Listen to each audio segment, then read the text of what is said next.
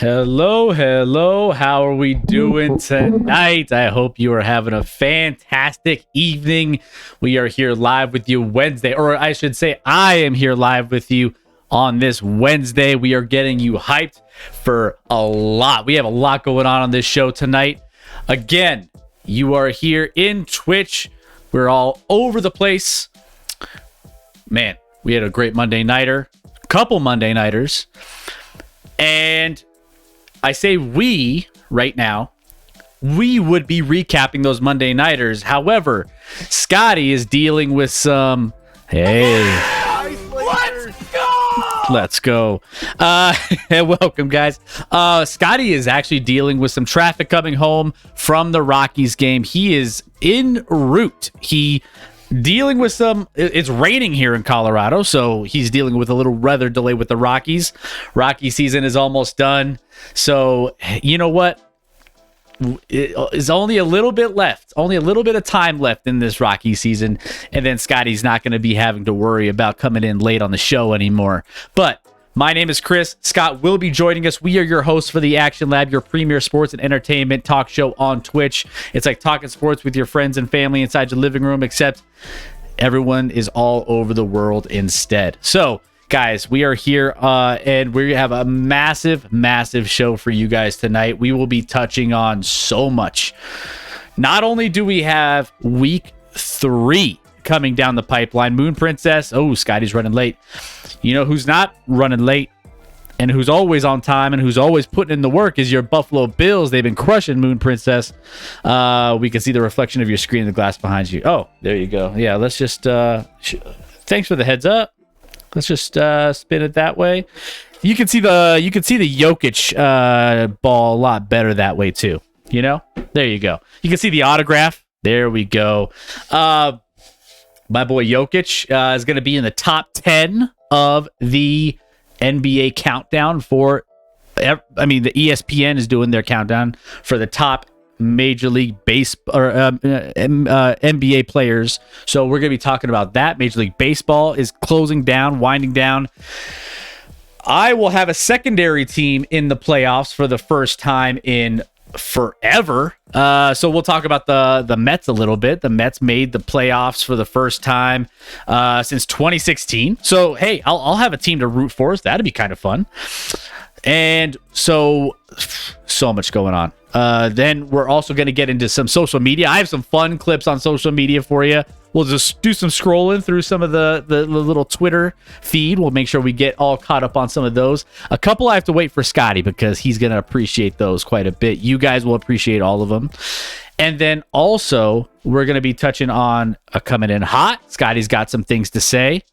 And finally, I'm missing something. Oh, yeah, we'll have best bets and, our week 3 preview. So, welcome in, everybody. Let's give a shout out to everybody who's popping in. Boss Hog, what's going on, Boss Hog? How we doing? It's been a little bit. Sorry we couldn't connect when I was out there in Boston, man. I wish we could have. It would have been fun. Intimidating Banana, I missed this Sunday, but, man, I feel bad for Burrow going from TJ to Parsons. Was not fun for him. And I have a lot of thoughts. That might be one of my best bets of the week. So keep an eye on that one. You might have an idea of where I'm leaning on this game, but I will touch on that as well. Jared Goff or Kyler in fantasy, who would you go with? Oof. That's a tough one. Let me look at the matchups real quick. Because honestly, Goff, they put up points. They put up points in Detroit. So if I'm leaning towards one, I'm kind of leaning Goff in a weird way. I know that the Cardinals are gonna they'll be fine, and I think that Kyler Murray will be fine. But going up against the Rams, I think the Rams might be able to, kind of hold him in check a little bit. Over under 48.5 for the Cardinals Rams game. And then the other one, the Lions, that's 52.5. If I'm leaning towards one, I feel like Goff can probably put up some points. So there, slight lean to Goff, but that's just where I'm at there. Nuggets schedule came out in the mail today. Can't wait. Yeah, the NBA's around the corner. NHL is starting training camps right now. So, I mean, this is starting to become the best time of year. And I don't even know how we could even pack our shows tighter than we already have them. We have NFL, NBA, and NHL all starting up all in the same time. What's up, Uzi? How we doing? Cuban, darn tootin'. Will Barton. There you go. We all know who is the best player in the NBA and what team he plays for. Giannis, man. Giannis is going to be good. I know Will Barton's on your list, Cuban, but Giannis, oof, man. He is a man amongst boys, that's for sure. But my boy Jokic, my Nuggets are going to do some work this year. I can't wait to start talking about them once we get a little closer, but we're still in the heart of this beginning of the NFL season. So let's see. We have some NBA news tonight, though. I want to talk about this. There's a big news story that came out this past week.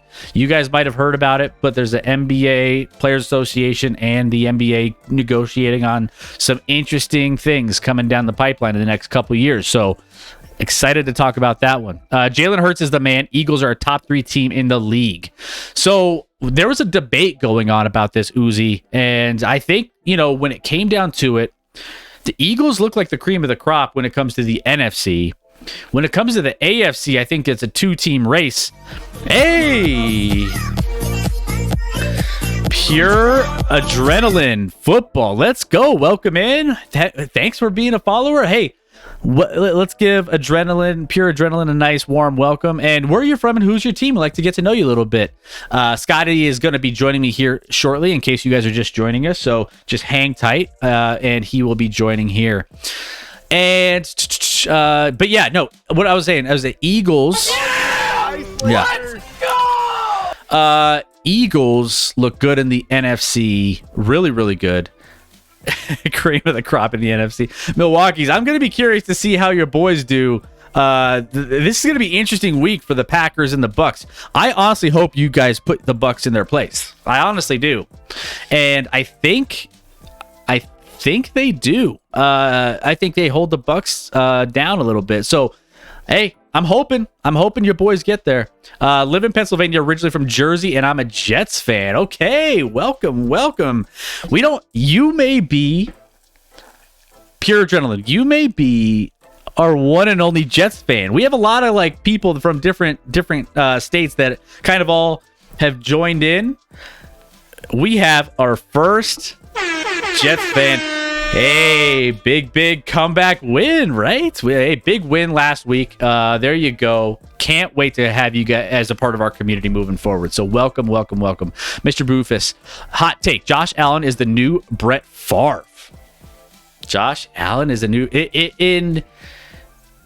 In the fact that he is going to be a legend, and the fact that he's going to end his career with a lot of interceptions, and the fact that, expand a little bit, Mr. Boofus. I'd like to get to know what your thoughts are there. We beat the team that went to the Super Bowl. Obviously, Dallas is the best NFC team, says Intimidating Banana. It's true. You beat the Bengals, which... Oof, man, the Bengals. But the Bengals bounced back this week, I think. I will talk about that in our Week 3 preview. We'll be breaking down some of those games as well. I don't like to compare player pairs like that. Yeah, also, Brett Favre is kind of in a... I mean, Brett Favre is in a bad situation, right? That's a dirty situation that Brett Favre is in, and I'm not a big fan of how he's going about things down there with his business endeavors and all the things that he's got going. If you didn't know, there's a lot of political things going on with Brett Favre about taking money and out of the hands of the people that need it and giving it to some bigger things that probably shouldn't have priority. So we can maybe touch on that later, but not a great situation for Brett Favre. Intimidating Banana, given recent events, being compared to Favre is a great thing. Crazy. I'm 2-0 with the Eliminator Challenge LFG. Man, I don't know what happened with my Eliminator Challenge. I had Green Bay all week, and all of a sudden I look up on Monday morning like, oh, great, I'm 2-0, and then I see that I picked Cincinnati for some reason. I have no idea how that switched, but I am out officially, so... who knows? I'm out. We'll go into all of our recaps of our fantasy football, the standings. We're going to go into all of our pick'ems and everything else. It's going to be a lot of fun. So guys, I'm just trying, I was just trying to help you guys get a little closer to those prizes, So, hey, there you go. But let's get some housekeeping things out of the way. I want to make sure that you guys are all here and enjoying the show and know exactly what we have going on. So a few things. We are... there you go, Moon Princess. Thank you for putting in contest. The Pick'em is still available. I believe I got to take off the Survivor. I'll take that off eventually. But the Survivor won't be relevant only because we are already a few weeks or 3 weeks in. So join in on our Pick'em. It's not too late. You could still win some prize and it's free to enter. Also, oh, Moon Princess, you're helping me out so much. I appreciate it. If you are not subscribed to any particular channels with your Amazon and your Twitch and linking them all together for that, you can do that by clicking the link, !Prime, and you'll be able to get all of your free subscription. Well, you get one for any channel once a month. So go ahead, link your Amazon Prime and your Twitch, because who doesn't have Amazon Prime other than Reckoning? And make sure you subscribe to the channel or any channel, just mainly us. But I'm just saying. Also, guys, we are live each and every Wednesday and Sunday. So if you are following the channel like Pure Adrenaline is, you get those notifications. So you know when we go live each and every single week. Sometimes we go live on Thursday Night Football. Sometimes we kind of mix it up. You won't know unless you have those notifications set. Finally, we have a lot of things going on, and you guys have a lot of things going on. So if you're not able to make the make it to one of our streams, you can catch us up in our podcast. We always like to post our podcast, ! Podcast in the chat. Also, we are always uploading our VODs to YouTube. So make sure you go to our socials, ! Socials in the chat. I'll put that in there right there. Go give us a follow on all of those, especially our YouTube and our TikTok. Those are the ones we want to grow the most. And go check us out each and every single time you're late for a show, or you want to catch our breakdown of our week 3, or you want to catch Coming In Hot. We will have all of those uploaded 1 to 2 days after. So, the TikTok is fire. It's right. Let's go. We try to put a lot into TikTok. We're trying to, continue it, keep it rolling. So, guys, go give us a follow on our TikTok, and I can't wait to throw a couple more this weekend up there. I want to get to the point where we have 1,000 followers and I can go live with you guys. So let's get it up there. Hit that follow button. What time on Sundays, Pure Adrenaline? We go live at 9:30 Eastern. So typically a little bit before halftime of Sunday Night Football, and we cover the whole Sunday Night Football game. We do bingo, so we gift out subs to the community. If we get bingo, we'll have special bingo for whatever happens in the game, kind of like a fantasy football bingo that you guys can participate in. And we'll have a lot of fun watching that game and breaking down all the games of the morning and afternoon. So we make sure you have everything you need to know from those recap perspectives. Yeah, no, definitely can't wait to have you in. So your Jets this week, I mean, it's going to be a tough one against the Bengals because Bengals have lost a couple, so it might be a tough one for you. But hey, got Joe Flacco. I love what your team is doing with the nice young talent on there. Mets lost, and you know who beat them? Why, that jersey. So Mets are my second favorite team. I have a little history with them, from my family being out east, and I have some gear. What can I say? And when you're a Rockies fan, you're always in misery. And if you have a secondary team, you have to kind of root for somebody, right? So with that being said, I can actually root for my secondary team in the playoffs. So I got a Mets, I got my Rockies jerseys, I got my Mets jersey, I got a little bit of everything going on. I'm concerned, is Scotty going to have to skip dinner because he's running late? I sure hope they fed him at the ballpark. I'm sure he had his employee hot dog. I'm sure, and I don't know if he drank his beer through a straw by any means, or his drink through a straw, but let's just say that myth is busted. He left a while ago, so I think he should be here very, very soon. But real quick, I wanted to jump in and, I wanted to talk a little bit about the Monday Night Football, because there was some interesting things happening on Monday Night Football that, obviously some crazy things happening in Monday Night Football, a couple blowouts, but let me go pull these up real quick. And what I wanted to get your thoughts on Monday Night Football. So we had the Eagles take down the Vikings. Obviously, the Vikings were looking really, really good. And their week one was fantastic. Then they come into the Eagles and you get primetime Kirk Cousins, right? Primetime Kirk Cousins never fails. He's always going to come through for you. And, 3 interceptions, not going to be good enough to beat an Eagles team that's just like absolutely looking fantastic under Jalen Hurts. 333 yards, 1 touchdown.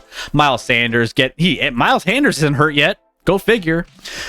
Bills on the other end get a 41-7 win. I actually had the Bills -10 in that one. Everyone is like, oh, it's going to be a close game. Nope. Didn't think so. Josh Allen, 317 yards, 4 touchdowns. Cook, 53 yards. And then Diggs. Diggs. If you had Diggs, you were in great shape. 148 yards, 3 touchdowns. If he's your fantasy wide receiver, you were looking pretty good. Pretty good. So, a couple things, though. I mean, Derrick Henry, Titans. I don't know if he's enough to save the Titans. I don't know if that's it. I mean, what do you guys think about Derrick Henry and how, we're going to talk, I think Scotty's going to talk a little bit about some early trends in the NFL through 2 weeks. So I don't want to spoil too much, but overall, I feel like Tennessee has always kind of relied, hey, we got Derrick Henry will pound the rock. I don't know if he gained 25 yards on 13 carries.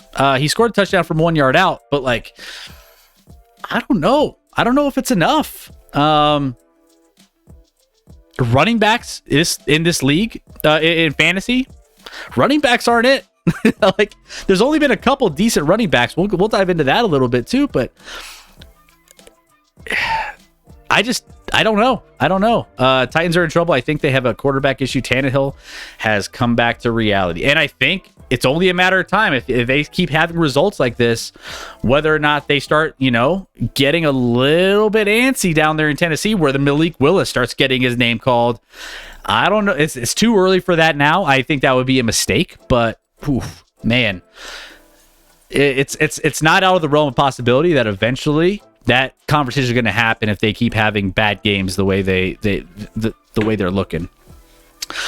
Bills look insanely good, but it came at a cost. Now they have a lengthy injury report, which is another potential one of my best bets that I will be talking about later. So we'll talk about that.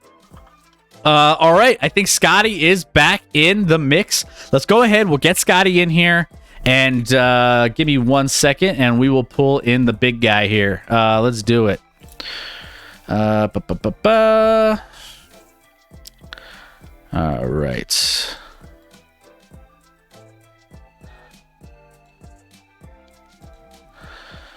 I'm just gonna restart this. Let's go. Okay.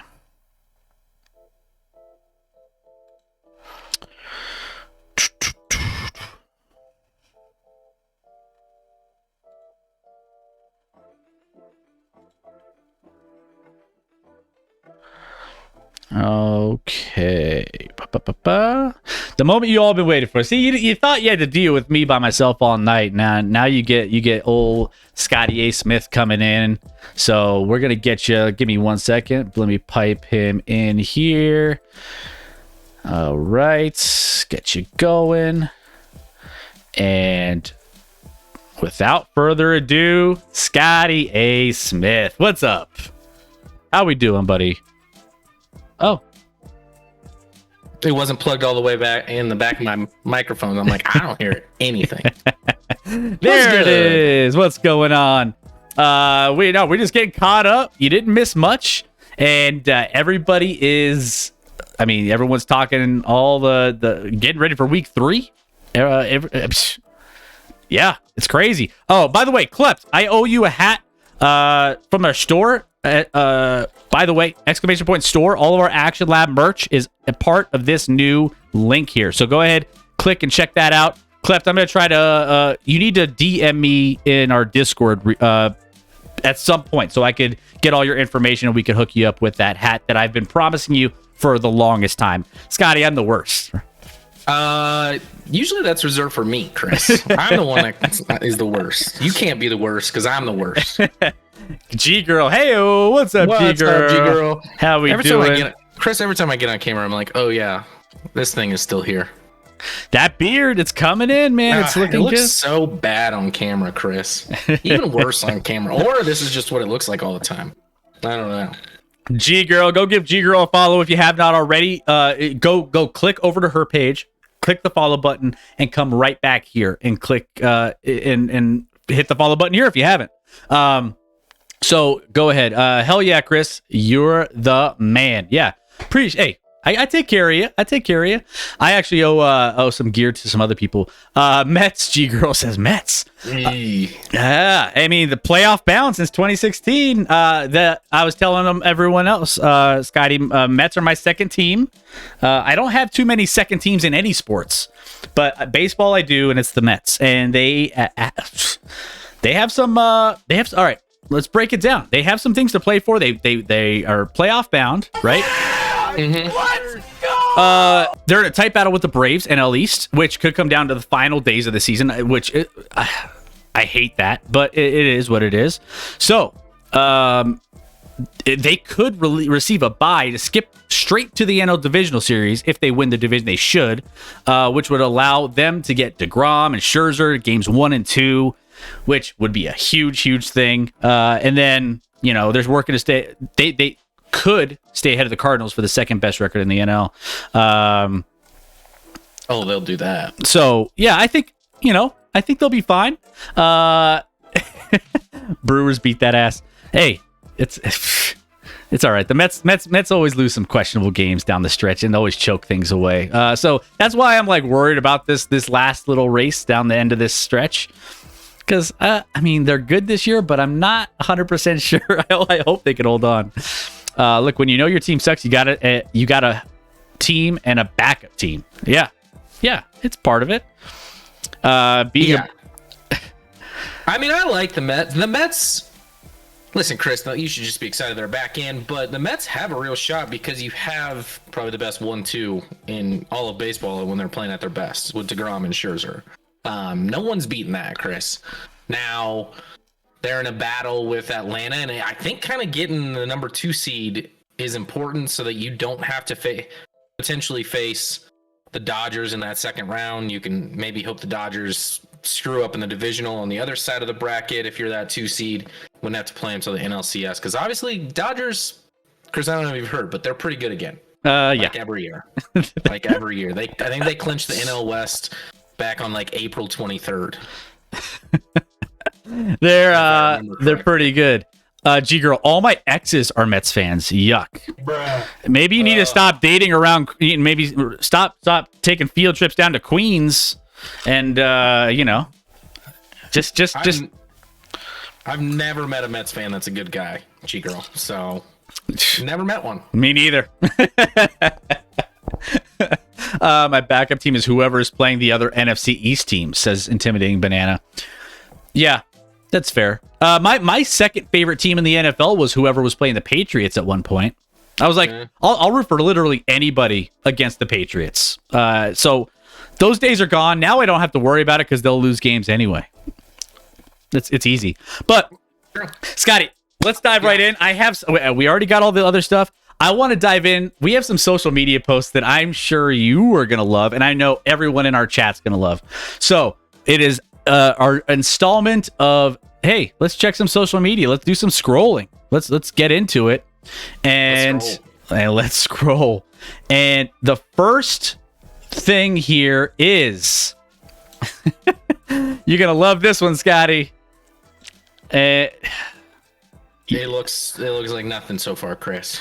Did you see this? Oh, I definitely saw this. Absolutely, I saw this. So this is, in case you didn't know, Bryson DeChambeau, who gets demolished by a rope at the latest tournament, and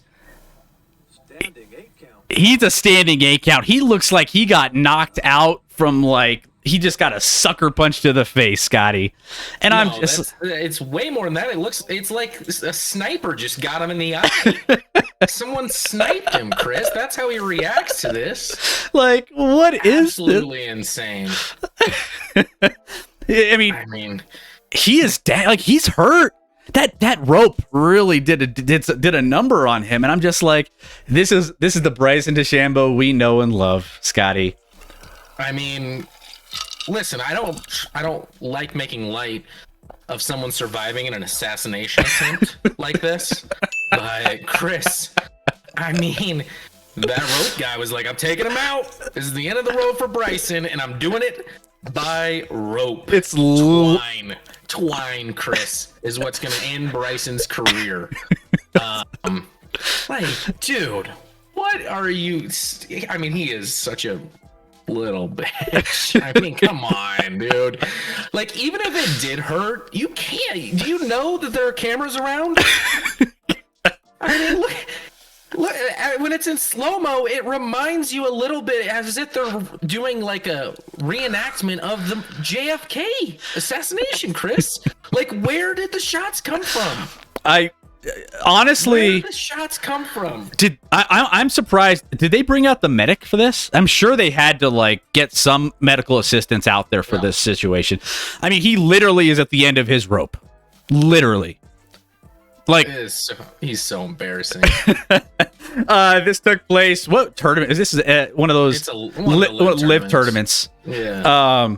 That's so crazy, man. The magic barrier rope says Cuban. Slow-mo is even better. OMG.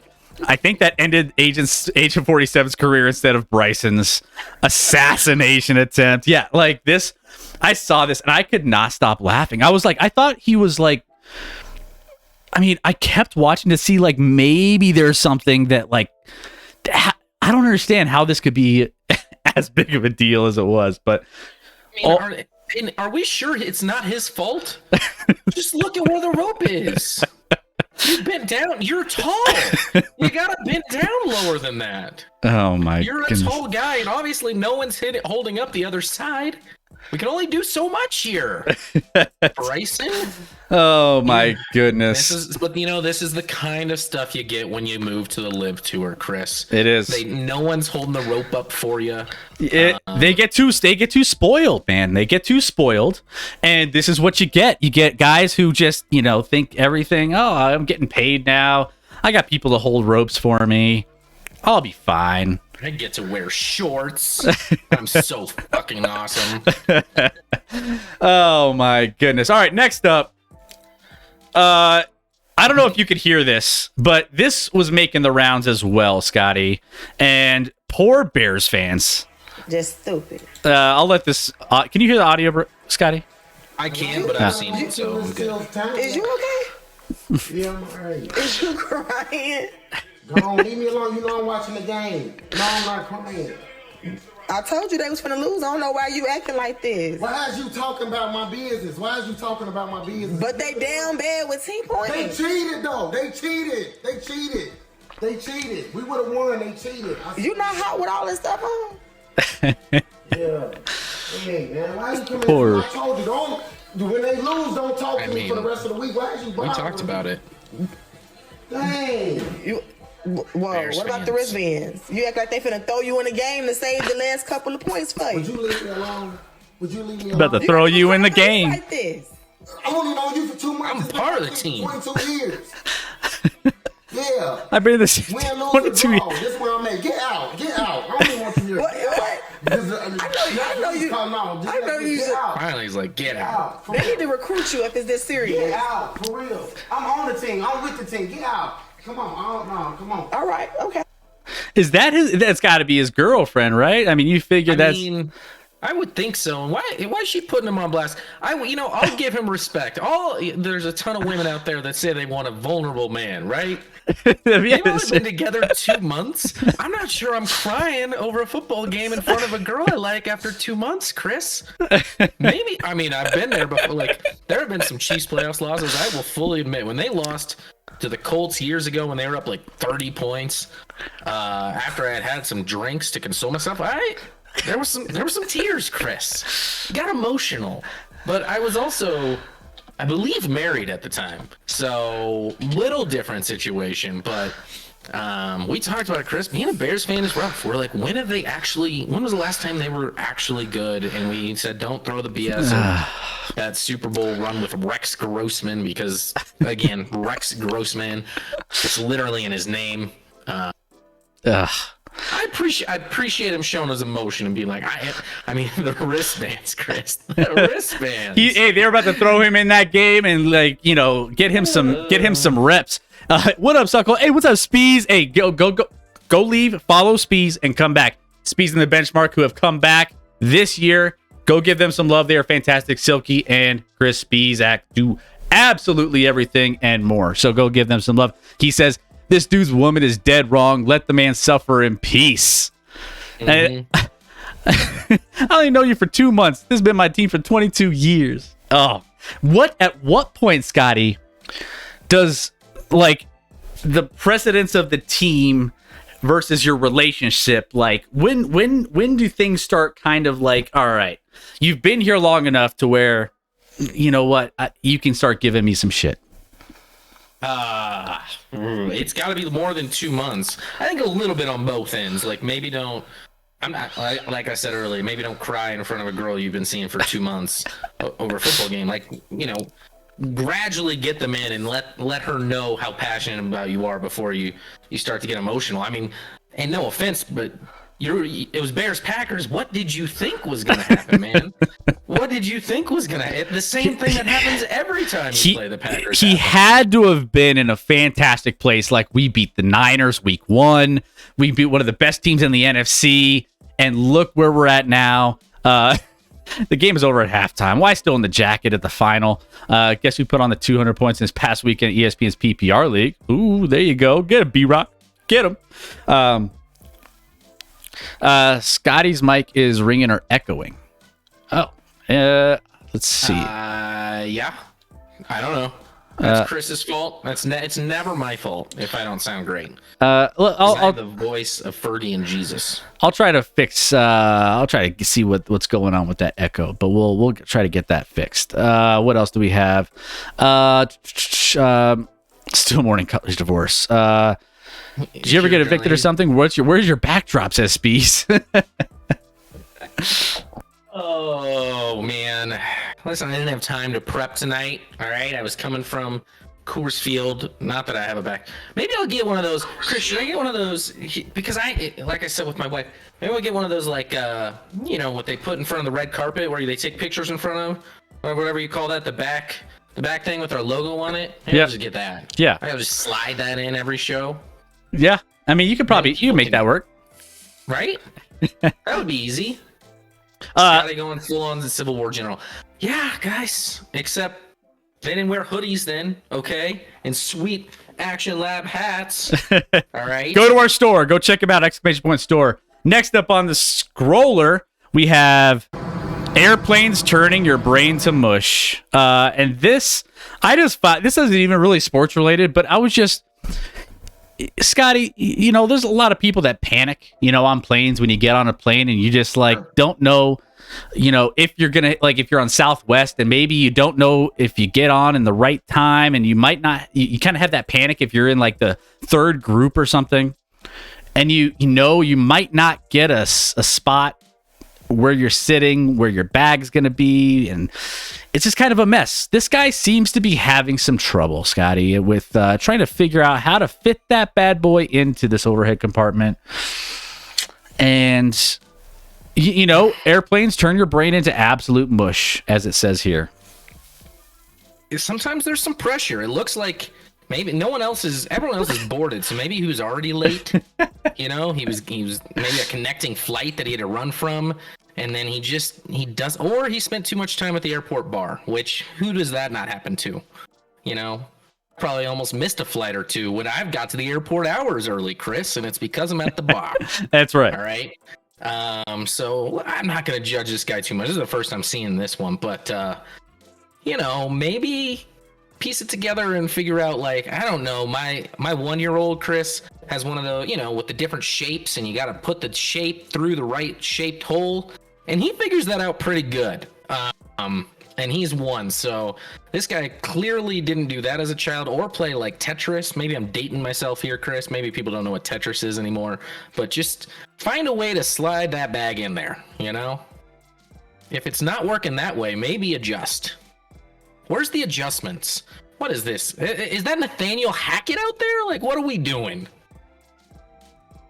It could be Nathaniel Hackett this is maybe his brother or something that's just trying to figure out. Yeah. Look at this dude.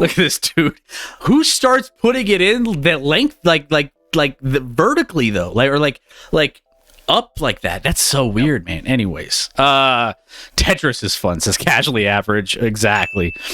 I played so much Tetris, I would see the shapes falling when I close my eyes to go to sleep at night. Chairman, so you're Tetris champion. By the way, no one is helping this guy.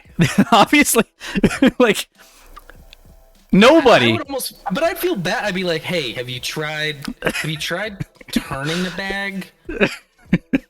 Like, I don't want to make him feel bad. Let the flight attendant. Like the people. That's what the flight attendant's there for. Otherwise, they're just handing out snacks and waters. Like the people, literally, the head you see like lower there, they're all watching this go down, all of them, and nobody's like, "Hey, switch." Oh my goodness! I would have clapped when he got it in there, though. I would have applauded. This whole plane should have applauded. Yeah, 100%.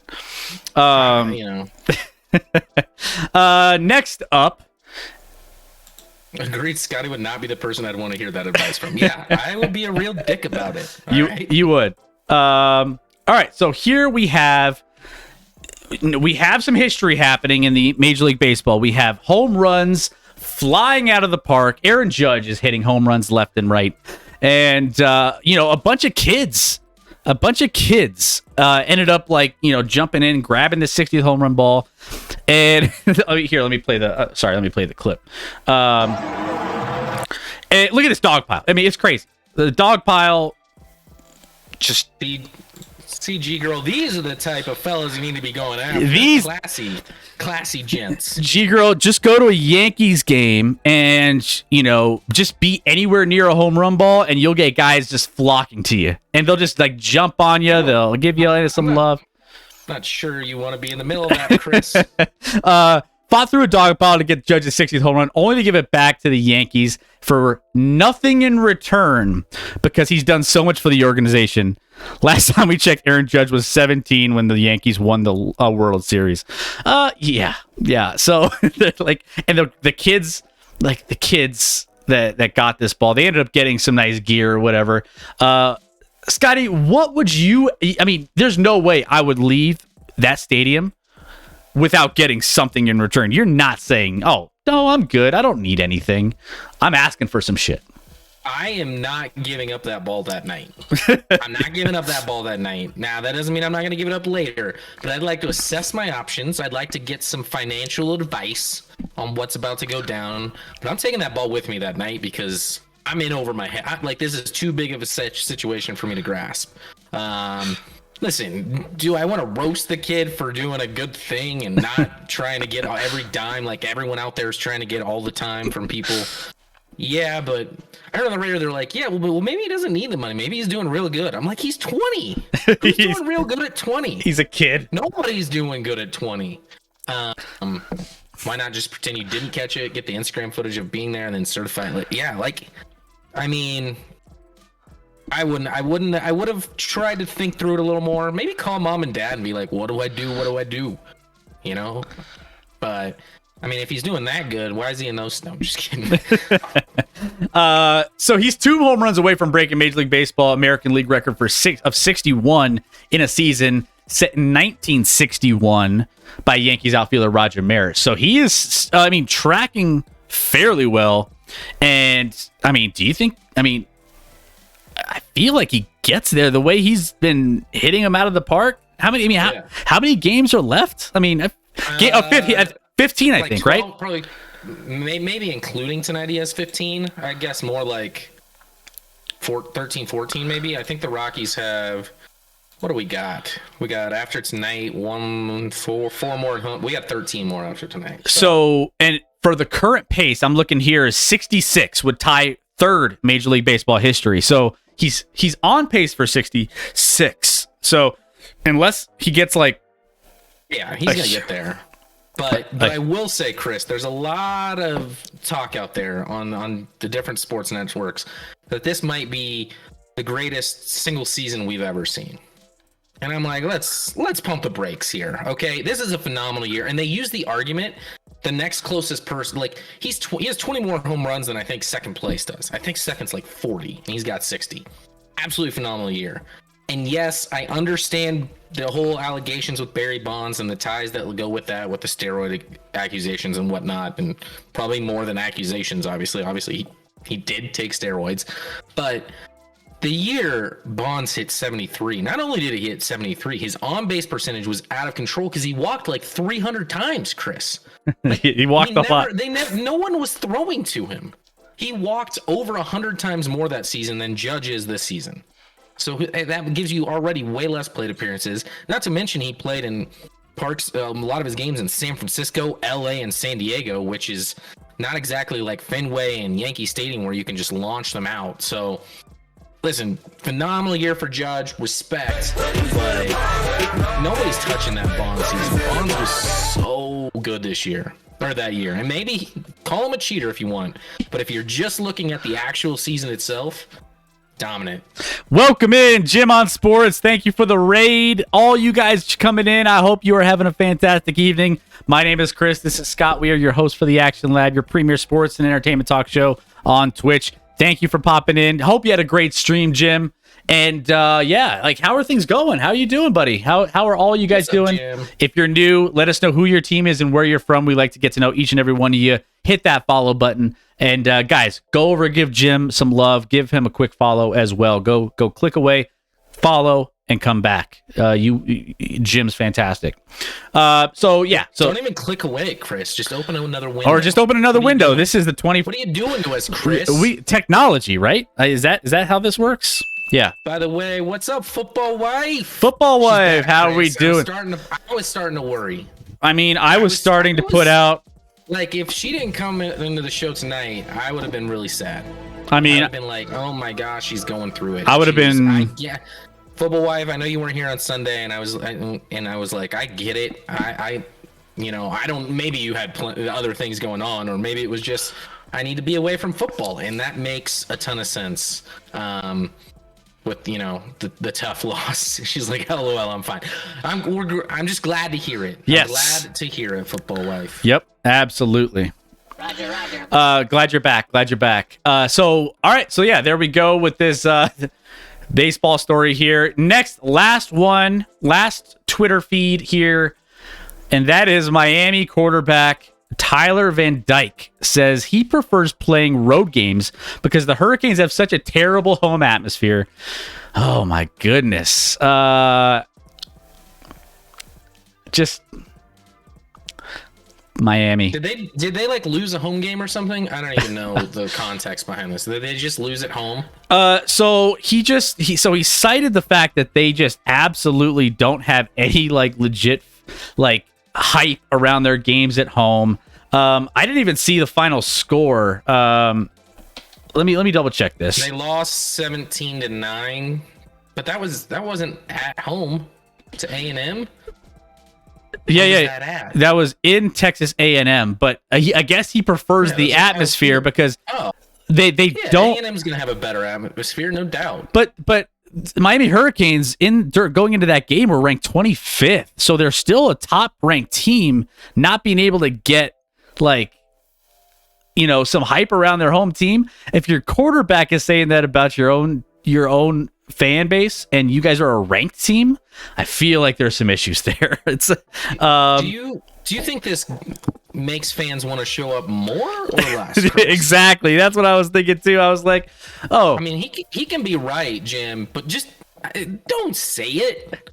You can think it, you can say it off screen, you can say it to your teammates, you can say it to students that are your friends. just don't say it to the media. It's a bad Don't look. say it to them. It's a bad look, man. It's a bad look. Great jersey, Chris. Thanks, Jim. Hope I appreciate that. It's been a little bit of divisive. Some people are like all good on it. Some people are like, screw the Mets. So yeah, we're getting a little bit of both. Yeah, that's gonna solve your problems there, Van Dyke. It's just casually average. No, not quite. You're still gonna lose games, and you're still not gonna be having fun at home because yeah, you're talking trash on your own fans. So yeah, it's ridiculous. Like this. But yeah, so there we go. There's a few stories to get us through, just to have some fun talking some of the things on the social media, some of the Twitterverse. But with that being said, if you guys aren't following us on our socials, go ahead. The links are in the chat, especially TikTok, Twitter, and YouTube are our big three. Go give us some love on those three. Facebook and Insta, meh, like whatever. Like you can still follow us, but the other three, go give us some love, and we want to see you on those platforms.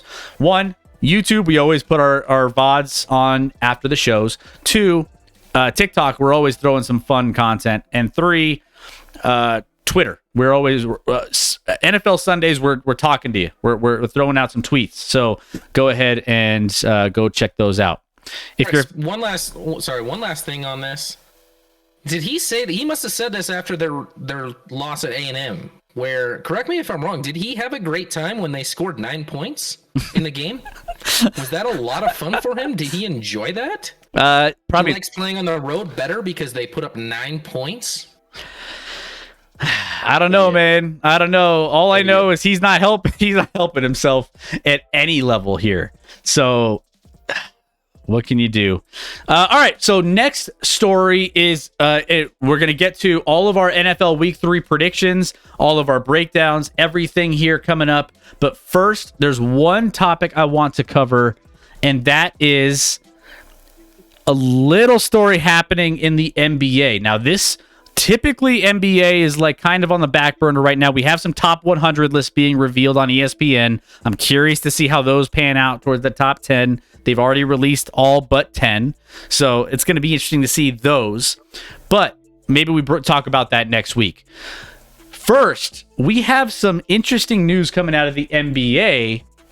And it revolves around the NBA and the Players Collective Bargaining Agreement, Players Association, mainly revolving around draft eligibility, changing it from 19 to 18, and return of the high school to NBA. So that is part of this deal. Also a measure that we've talked a lot about on this show, a measure that allows players to cite mental health similar to an injury. So, you're injured for a leg injury. Now you can say, I'm questionable with mental health going into this game. That's another thing that's... Would LeBron have to report every game that he's questionable with mental health issues? Well, that's another thing that I'm like, okay, interesting. How does this pan out? Because... I mean, he's a clown, so... Well, and he's also another aspect of the whole... bringing in high schoolers, because the possibility is the beneficiary, he gets to potentially play with his sons, right? So Bronny could be a freshman in college for the 23-24 season and wouldn't be affected by the rule change. But Bryce is 15. His birthday's June 14, 2007, meaning he could enter the 2025 NBA draft to play with his dad and brother if the league came calling. So there's like you have all these weird things happening with this one, and it's like a lot of it kind of feels like it's like a LeBron kind of like wanted. If that's not the whole reason why they're doing this, obviously. But first of all, what does this do, obviously, to college basketball now that, obviously the one and done already kind of was very impactful, right? Because we've gone from players back in the 80s, 70s, go playing all 4 years. Then you go to the one and dones, and then the programs cycle through players that much faster, and they don't stick around as frequently in the college ranks. Now we're going back to high school. There's a lot of caveats going on with this NBA conversation and the CBA. So Scotty, I threw a lot at you. Where are you at with everything on this front? This sounds like both the NBA and NBA Players Association want this. And my question is why? Why would you want this? If you're the NBA Players Association, you're already in the NBA. Why would you want to make the age to be draft eligible earlier and to potentially steal a spot from for a guy that's going to get drafted and high and then probably doesn't even play his first year because he's probably not very good at that point. They're all basing it off potential. Not to mention, from the NBA's vantage point, isn't it nice getting to see these guys, a lot of these guys for a year on the college level and how they react to that and how they play against, upper echelon compared to high school ball where, yeah, you can tell. And yes, I get they're nationwide and there's AAU and you play across the country, but it's still not the same. And I hate it for college basketball. I like seeing those stars in. I think it helps college basketball, even if they're only in for a year, Chris. I think it's great for the sport of college basketball. These guys then get drafted in the NBA, and how many actually contribute out of high school their first year? Why are we doing this? Why are they in a hurry to make this happen? I don't get it. And a lot of people argue, well, if they should be able to go if they're ready to go. No, why? They're not ready to go, though. They're not really ready to go. The NBA is just drafting them because they think at some point they'll be ready and be really, really good, but they're not going to be good for a while. Nah, man, I don't like the change, to be honest, Chris, at all. Well, then you also have the whole thing. They were trying to boost up the developmental league for the NBA, so you could go straight to the D League from high school to the D League or whatever. That was an option, and skipping the college rank. And then, so how does that affect the D League and how the I think it's the G League or G League? My bad. Sorry. Yeah, G League. So there's a lot of caveats to this. I think it's overall, by the way, you're getting a lot of love for the beard in the chat, by the way. But followed by LOL, Chris. Scotty, nice beard, by the way. LOL. I think that last time I checked, that means laughing out loud. They're laughing at my beard, Chris. Yeah. No, it's they appreciate greatness, and they appreciate the greatness that is Scotty's beard. You are closing in on a month away. You're about, you still got the rest of this month. And then, man, it's down the final stretch in October, man. We are almost there. I mean, we're not almost there, though. Because I never in my life had I even grown a beard for a full month, Chris. And I still have over a month to go. Oh, man. It's so awful. And it looks worse on... I really do think it looks worse on camera. I haven't seen it in person, man. I haven't seen you in person in a little bit. So, what was it? Thursday Night Football? Oh yeah, that was last Thursday, Chris. A lot can grow in 6 days ago. A lot can grow in 6 days. Believe me. Not with me. What's up, Broncos? How we doing? Devil Doc, how we doing? Welcome in. Ishta Comic, LOL, he's still a Denver 5. So, what else do we have here? Damn. What is a Denver 5 better than most place 5s? Or he's still a Denver 5. Good thing I married a 10. Oh yeah, a no. 10. Yeah, no. You married up. Stop them from going to Europe, says Milwaukee. So yeah, so going back to this, yeah, I think I hate what this does for college basketball because it just it really opens up the door for kids to just take the recruiting process out of their system and just say, hey, I'm good enough to play in the NBA. I mean, how many players, and I haven't looked this up, but how many players when it was eligible for high school, I mean, obviously Kobe and Kevin Garnett and LeBron was kind of the end of that, but how many of those players who came from high school to the NBA really panned out? And what was the percentage of that versus the guys who went to college, played in a college system, learned under some good coaching, and, competed for a national championship to get some of that competitive nature, get some of that, draft status built up? What does that look like? And so, there's so many different things that I think play into this. I still think it's going to be fascinating to see how this because it sounds like, again, they both want this to happen. Now, a little bit earlier on, I want to say I saw, where was it? Klept. So I can say I'm questionable to come into work today with mental health. If you're in the NBA, yes. If you are an NBA player, that is a potential that's on the board, which we've talked a lot about. Obviously, we had Jamal Murray here, who was cleared physically to play last season, but mentally wasn't there. You have Ben Simmons, who was mentally in a bad place, did not play for his team after that trade. He's going to be out the rest of his career. Like, there's a lot of things that, how players handle this is going to be interesting in the fact that how do we know what your mental issues are? How do we know that you have mental problems, or how do we know that that's like, are you going to start saying, oh, these players, there's already this workload management in the NBA where, you just sit them down for, what do they call that? I forget what they call it. But yeah, it's like, it's just another thing that I'm on the fence. I want to say that it's good that mental health is a priority. My wife is in the, she's fixing people. She's a therapist. So I get it. Load management. There you go. So I get the mental health thing, but I don't know, Scotty. Just say they have the night off. I don't even think it makes it better for the player, or the fans are like more understanding if you say it's a mental health day. They're like, the normal fan's going to react the same way as people in our chat did. I don't get a mental health day. I'm not allowed to take a mental health day at my job. Like, yep. I don't. It seems a little like, I don't think it's going to help the situation, and I don't even think the player is going to want it to be labeled at that if that is what is going on with him. Cuban, Chris is a trooper. Can't even think of the word for a day off. He's never had one, guys. Never had a day off. No. Always grinding. Always. Just keep on grinding. Always grinding. Kobe, KG, LeBron, and Giannis. Name 3 players who went to college who are better, says Milwaukee's. Like, ever? That wouldn't be that difficult to do. But I get your point. It's not that the players that come straight out of high school can't be great. They can be.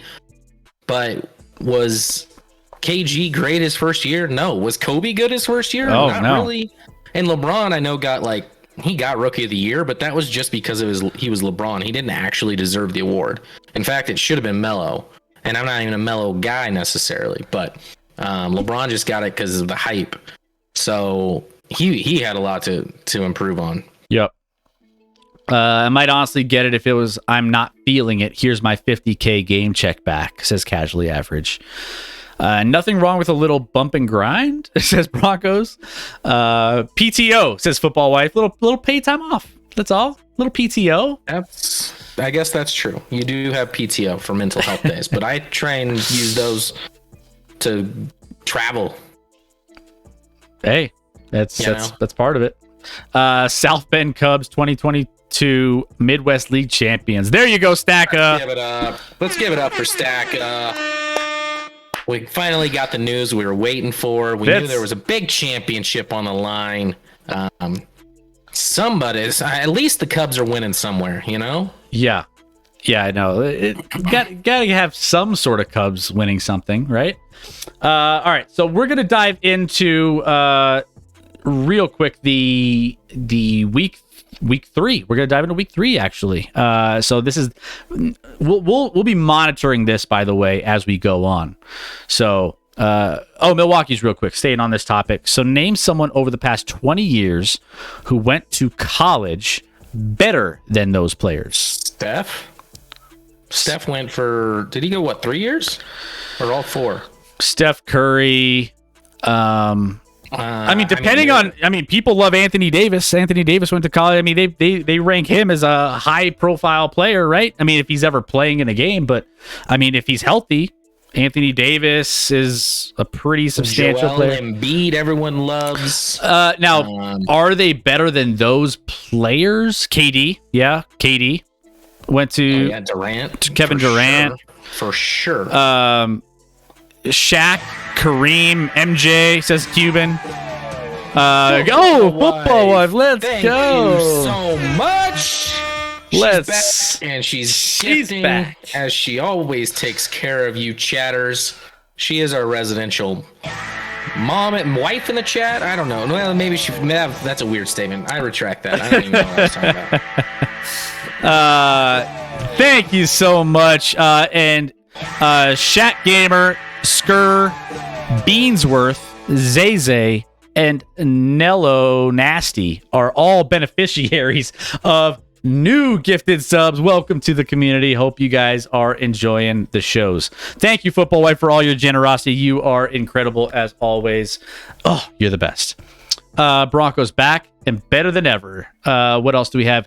Katie, I'll give you Katie. Good answer, says Milwaukee's. Okay, see, so there might be a handful. You wouldn't. Who was in his list up above? Was KG in there? It was KG, Kobe, LeBron, and Giannis. There's no doubt that Steph Curry is better than KG. Right? Yeah. Don't tell me that Curry hasn't been more successful and a better player in this league than Kevin Garnett. UConn women preseason number 14 and Lynn's preseason rankings too low. UConn preseason number 14. I don't know. Their best player got hurt again. Tore another ACL or something, right? Yeah, Paige. She's out. Paige Beckers? I don't know how to say her last name. Something like that.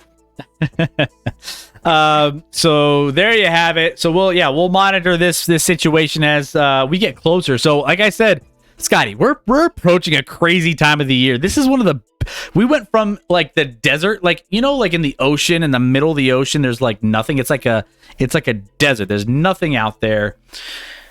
And then you get to the coast. Hold on, Chris. Did you just say that in the middle of the ocean it's like a desert? If you know science, what you just said? If you know science, you know that's a truth. That like the dead middle of the ocean is like a ecological desert. Realistically, but so is the Sahara. Sounds like we should switch to being like a science stream, Chris, and really just get into this, because I was not aware. You could teach me some things about how the ocean is in fact the desert, Chris. It is, but then you get to the coastlines, and that's when you have like, you know, more of the, you know, all the. Oh, once you hit that sand, that's when it's more ocean. Yeah, exactly. The science lab. Let's go. I was so confused. I'm like, well, then where is the ocean? But it's where the sand is. Yeah, okay. Exactly. Ocean is where the sand is, and the desert's where the water is. That's how we do things that's probably how it goes. You know, Devil Dog points out science lab. We do have lab already in the name, you know? Chairman says so much water, but not a drop to drink. See? There you go. You can't drink the water, just like you can't drink the sand. It's all the same. Okay. All right. They're really protecting you here, Chris. They are really protecting. I'll drink to that, says Football Wife. Yeah. I feel like everyone else is like, yeah, no, that checks out. Chris is right. Why is Scotty always giving him a hard time about stuff like this? Scotty knows. See, Scotty, the middle of the ocean is the desert. You're the math guy. I'm the science guy, and you know, we'll just keep it like that. Roger. Roger. I got a lot to learn then, because that was one I did not see coming. Oh my goodness, the energy's feeling it tonight. I'm feeling the energy, which means we need to get into our week 3. By the way, sorry guys if my energy level wasn't great on Sunday, man. I was dying. It was a long day for me, but we're back in it. We're back. We're here.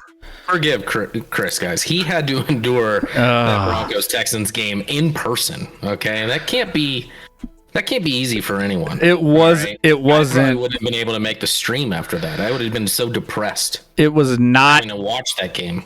It was not easy. That we forgive you, Chris. Yeah, thank you.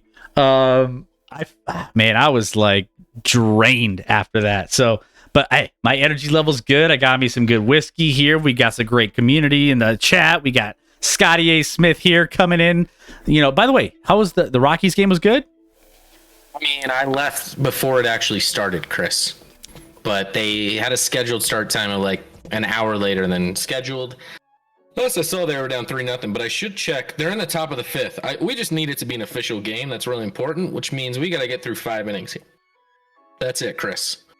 So we're in good shape, but they are losing 3-0. So Oof. not great in that respect. Bad start. So, all right. Let's dive into week 3 preview in the Blitz on the Action Lab. We are going to dive into some of our favorite matchups of the week. We're also going to go into all of our best bets, and then we're going to recap all of our standings for the fantasy league, and then also pick'ems and eliminator. So we're going to go into all those later on the show. Plus, Scotty's coming in hot. We'll be joining. Scotty will be handling all of that at the end of the show. You won't want to miss that. So go check that out. Hey, thank you, Football White, for yet another gifted sub. Gifting one to Mackie. What's up, by the way, Mackie? How you doing, man?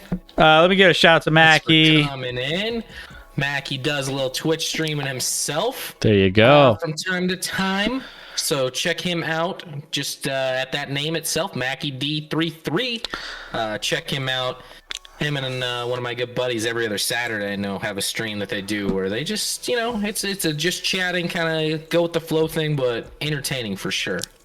Absolutely. Yeah, no, always entertaining. Chairman of the board. As far as you know, Scott, tomorrow's game is a go. I hope so, says Broncos. It's a go. It's a go. Although I'm always optimistic, but yeah. We're a go. We're a go tomorrow. I don't think it's supposed to be as bad as even today. And they really should have just started on time today. Enjoy that game, Broncos. Love that the over-under is 38.5 for this, says Devil Doc. Speaking of, let's dive into this Thursday night barn burner, i.e. First to 10. We have the Steelers at the Browns here. And the Browns are favored by 5 in this one. Over under, as Devil Doc mentioned, 38.5, which is that's a low over under, which just tells you everything you need to know about this matchup. You got some quarterback issues on both sides where, Brissett hasn't looked awful, but he's not like, anything that you would want to have going into a game. But then on the other side, there's still some issues with the Steelers offense and getting things rolling. But, Scotty, if I'm looking at this one, I didn't bet this one. I lean Browns just a little bit, but I don't love this. The Steelers still play really, really strong divisionally, close games. We've seen this already with Cincinnati. I think they'll keep this one close, which is why I'm I don't know what to expect with this one. Now the rule of thumb is lower spreads. You take the team, especially +5. So that's, all right. Well, maybe I take the Steelers then. I don't know. I don't know. That's why I didn't bet this one.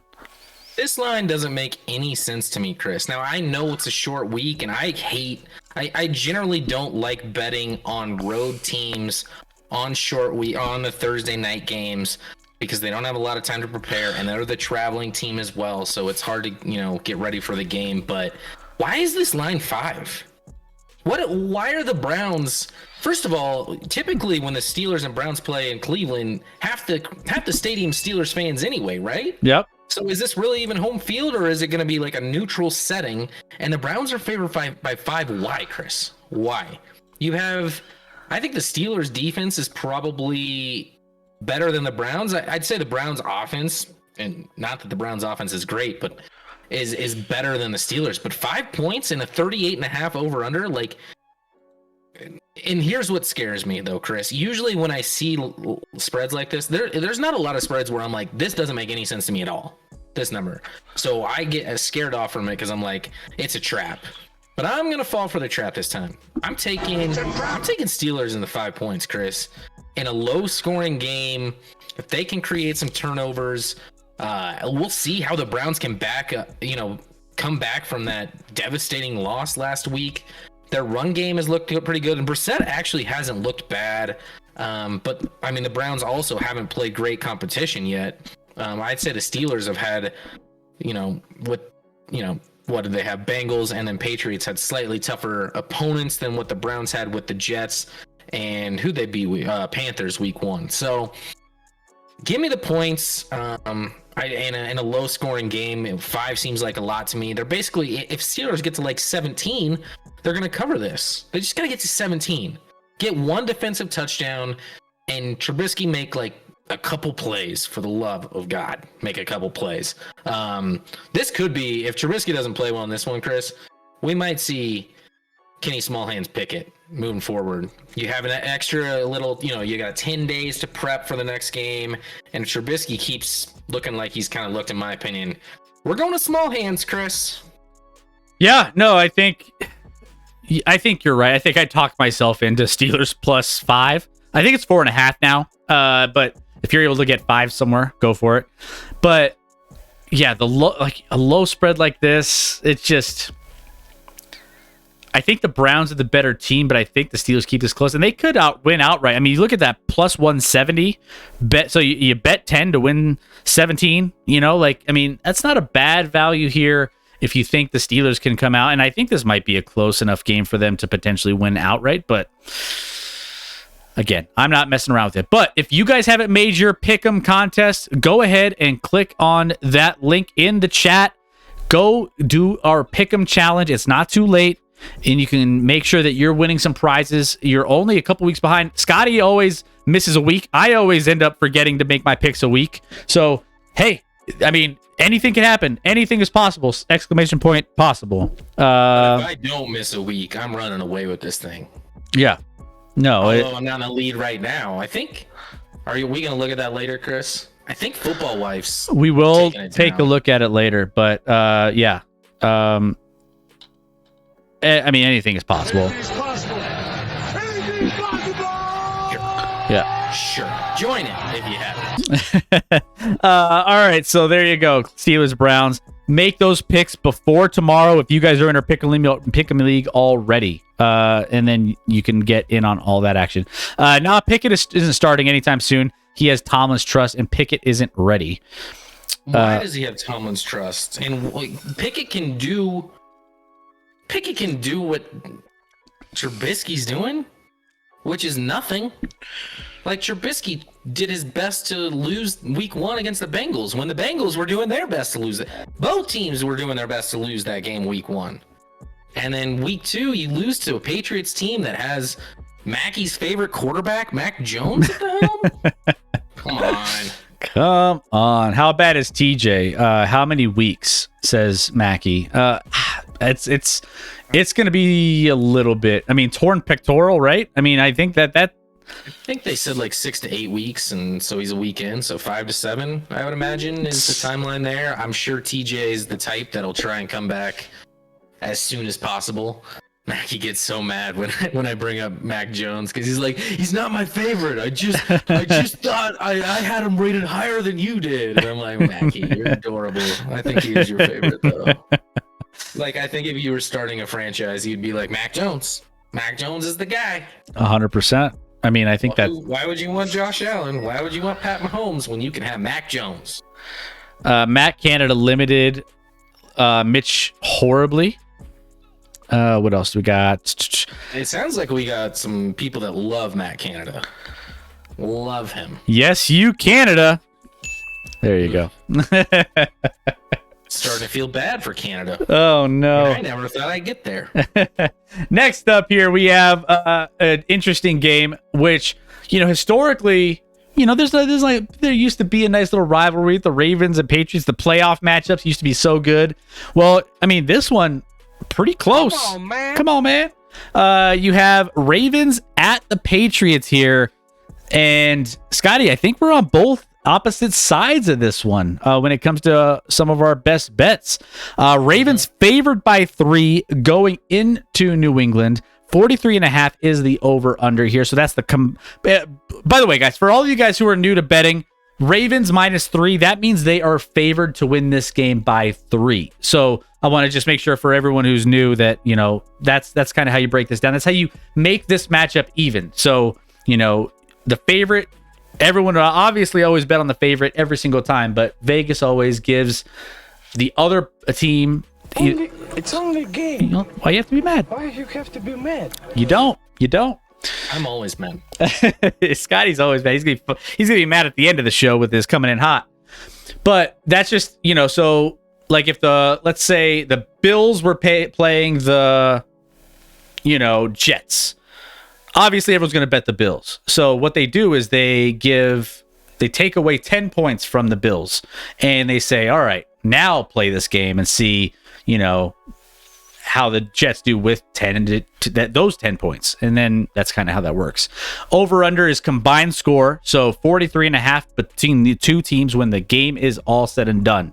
That's how that works. And then money line is just picking the team straight up.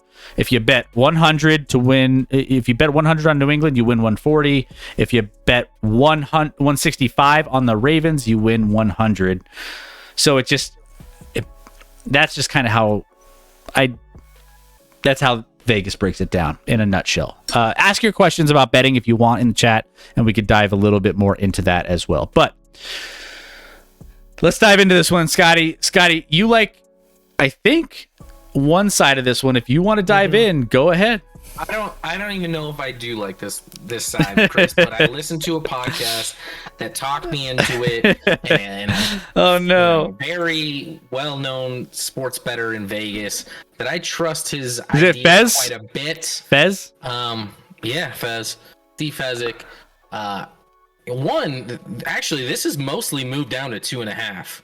So if everyone loves Baltimore -3, a lot of places have it at 2.5 now. At 3, so it's moving in the opposite direction. I took the Patriots at home +3. I think there's 2 reasons. I think somebody mentioned it here. Mackie, I think, said Bill. Mackie and I are on the same page as always. Bill is going to game plan Lamar. I think Lamar, you can definitely, we've seen it in the postseason, when you really prep and put a game plan together, you can stop Lamar. Don't give him that first read over the middle. He's like the opposite of Russell Wilson, Chris. He loves to throw to the middle of the field. Can't throw to the outside. And not that he can't, but usually it's deep and it's nothing shallow to the outside. It takes too long because he loves to look to the middle, and it just doesn't work that way. So make him pass outside the hashes to the sidelines, to the numbers quickly. If you really want to force him into something he's not comfortable with, I think Bill, despite not having a great team, will be ready for that. Another low line, 43.5. Actually, Fezzik's power ranking, so he comes out with numbers every week. Have these teams separated by 3 points if it was on a neutral, Chris. With the Ravens being 3 points better on a neutral field. This is obviously in New England. You got to give them at least a couple points there. So, well, I think the public's going to pound the Ravens in this one. I think sharps are on the Patriots, and I'm going to trust the sharps. I just think a couple things here. The one thing I'm worried about is a little bit of the secondary of the banged up Ravens defense. They just haven't really been in a place where they've been able to reel in a lot of defensive stops from that standpoint. Obviously they played the Dolphins last week, right? Dolphins have 2 of the best receivers in the NFL, which I get it. And that game they blew at the very end. So Baltimore led 35-14 going into the 4th, and then Miami stormed back 42-38 for the victory. So I don't see the Ravens get off to fast starts, and I don't know if the Ravens get out to a fast start here, if the Patriots have the offensive firepower. They don't have 2 of the best wide receivers in the NFL to catch up in this game to make this close. So that's where I worry about this one a little bit for the. From my you love Fez. I love some of the guys on Sportsline who have always had some pretty good data. They run a lot of simulations, and a lot of those guys have it. Or at least my boy Mike McClure has this around 5 of as the line for this particular matchup. Which the fact that you're getting some value at 3. I think Baltimore will end up, doing some good things in this matchup. I think that they could cover this 3. I have Baltimore -3 in this one. And yeah, I think that this is a game that they can. Swords on this one, Chris. Yeah. Crossing swords. Yeah. This will be a fun matchup, though. I think more fun than what we're typically looking for in a New England matchup. But Baltimore is 7-3 against the spread in its last 10 games following a loss. So, they had that brutal loss against Miami. I think that they could potentially come out here and do that. Patriots are 0-3-1 against the spread in their last 4 overall, and 0-3-1 in their last 4 at home. So there's some trending lines going towards the other side here with Baltimore that I will take. So what? Oh, maybe they probably the 0-3-1. They probably. I don't know why we go to the last 4 games when they've only played 2 games this year, Chris. That's bizarre. I don't know why we're going back to last season. You always gotta last 2 games of the season last year, and we're stopping that, which really means in their last 5 they're 1-3-1 because that means the game before that, they cut it off at the right time. 4 games is not a trend for me. It's got to be a lot more than that. My man. Hey, you got the numbers. See, we got some history. We got some science. We got some numbers. We got a little bit of everything over here. So and the numbers are that Bill owns quarterbacks that are one-dimensional. we'll find out. Numbers. Well, we'll find out this week when the Ravens take on the Patriots in Foxborough. Scotty, can I get a close-up on the beard for the one time? Let's do it. There it is. It's looking great. It's looking awful, Chris. Bill will be preaching those so bad. Contained with a spy. By the way, who's the offensive and defensive coordinators for the Patriots? They're awful. They're awful, Chris. Football Wife did ask, why is Lamar questionable? It is, yeah, he has like an elbow contusion, but I've heard it's not an issue. He'll play. Yeah, Chris, that's history. It's the last season, bruh. Well, but he's only taken the last 2 games of last season. When that's so. I don't know. That's weird. He's my fantasy quarterback. I think he'll be fine. Football Wife. I mean, I got him in a league too, Football Wife, and my Twitter doc, Pro Football Doc, said there's no concern there. He's gonna be just fine. Like not even the question of whether he's gonna play, and he really won't. It won't impact his ability on the field on Sunday either. So no excuses when you lose this one, Chris. No excuses. Well, one of us won't go 4-0, and I feel good about my Ravens. All right.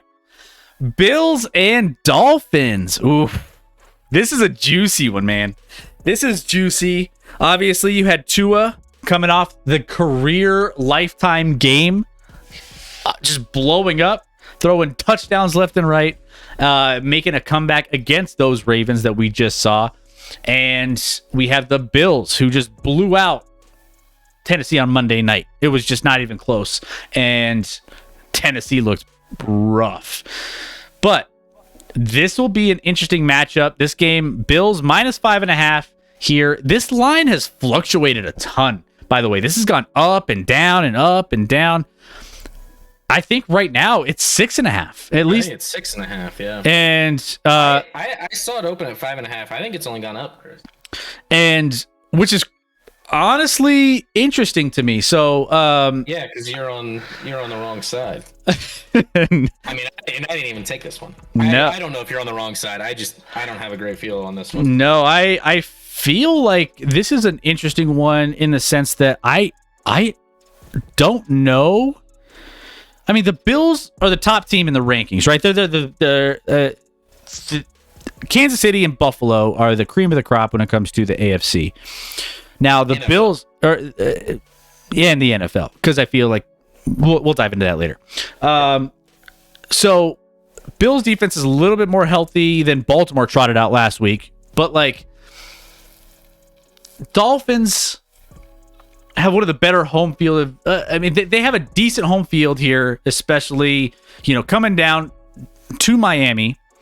They're saying that the Bills should be, and this was when it was at 4.5, a 7.5 or 8 points better than the Dolphins on a neutral field. With, you take away home field advantage is worth like 3, 2.5, 3, give or take. It's kind of fluctuated but you're saying a Bills offense with this many weapons, with Tua being able to work the ball around, and Coach McDaniel being able to put together game plans that are effective against some of these. I mean, the Bills, will say, are trotting out definitely a better defense. Von Miller's he looks like Von Miller from back in the Bronco days when he was still getting pressure on quarterbacks. So I think you're telling me that this Bills team, I mean, and this could still, I could still see this being a blowout too, but I think this Miami team can backdoor cover at least 6.5 points, 5.5 points, like what they did against Baltimore, and just like, you know, maybe the game may be a little bit out of hand, and maybe they come back at the end.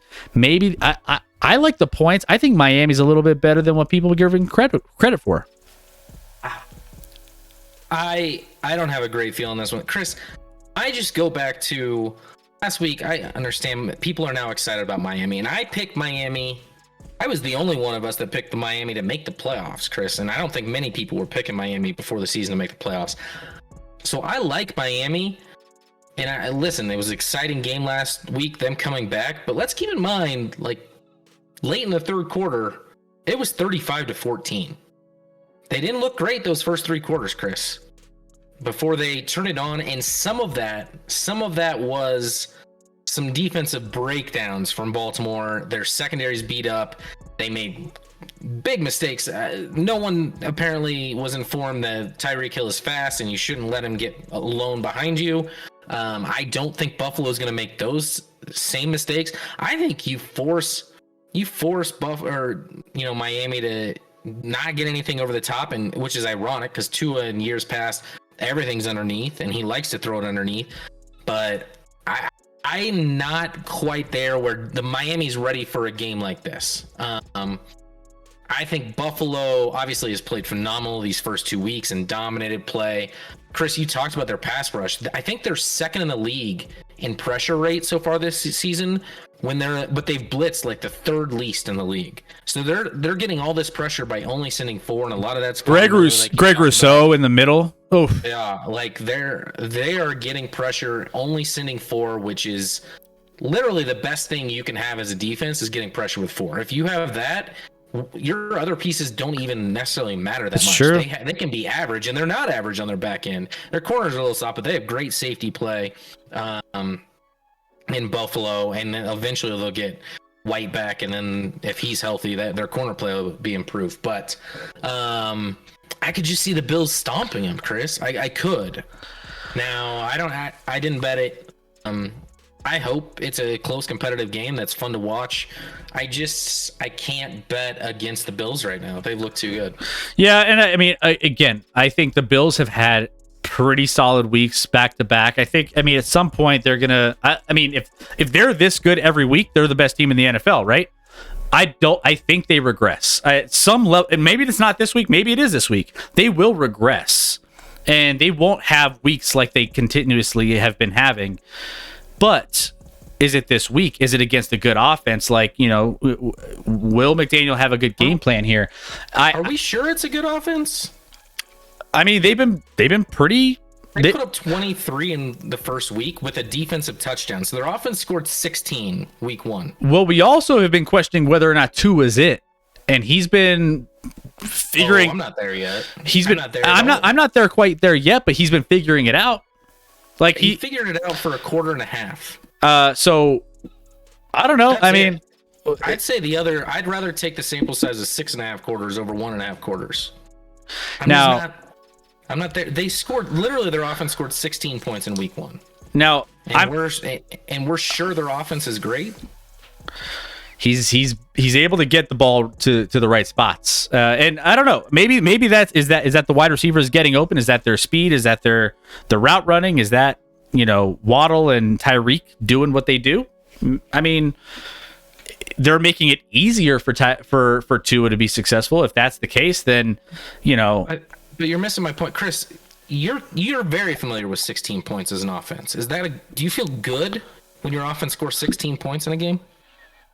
I mean, no, you have to be able to score points in nowadays this league, but they were able to put up points last week against Baltimore against They had 14, and then they got hot in that fourth quarter, no doubt. And sure. Got some open shots over the top that I don't think will happen very often. I think I'd rather take the 6.5 quarters over the 1.5 quarters so far. Well, I'm not saying their offense isn't you know, even above average, but I'm not ready to put it even in the top 10 in the league. Do I think? I mean, I don't think Tua is the end all be all at the moment. I don't think he's. But can he manage a game and get some throws out there and win some games? Yeah. I mean, I think that's completely in the realm of possibility, and I think that this could be a closer game than what people think. I did have Bills beating. I had -10 in that Tennessee, so I did cash in on that. I cashed in a little bit on that bad boy, but let's go.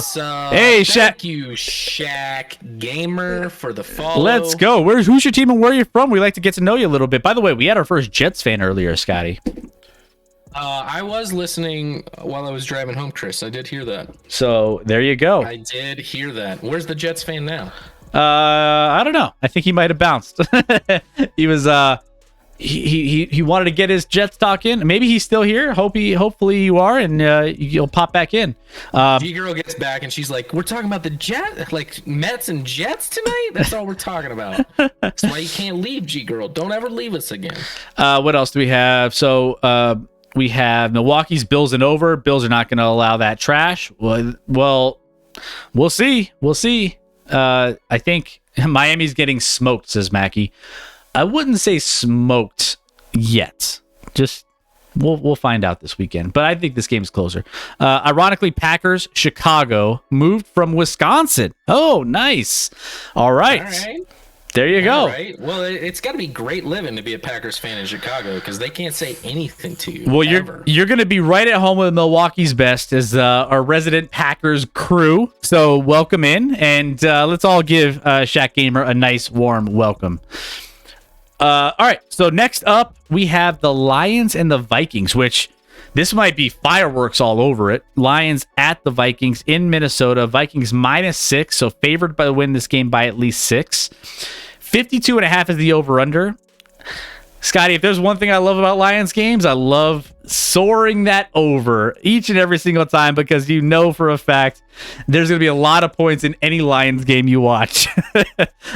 And you won't have primetime Kirk Cousins playing in this game. This game will be normal, regular Kirk Cousins on a Sunday morning or afternoon. What is this, an early or an afternoon game?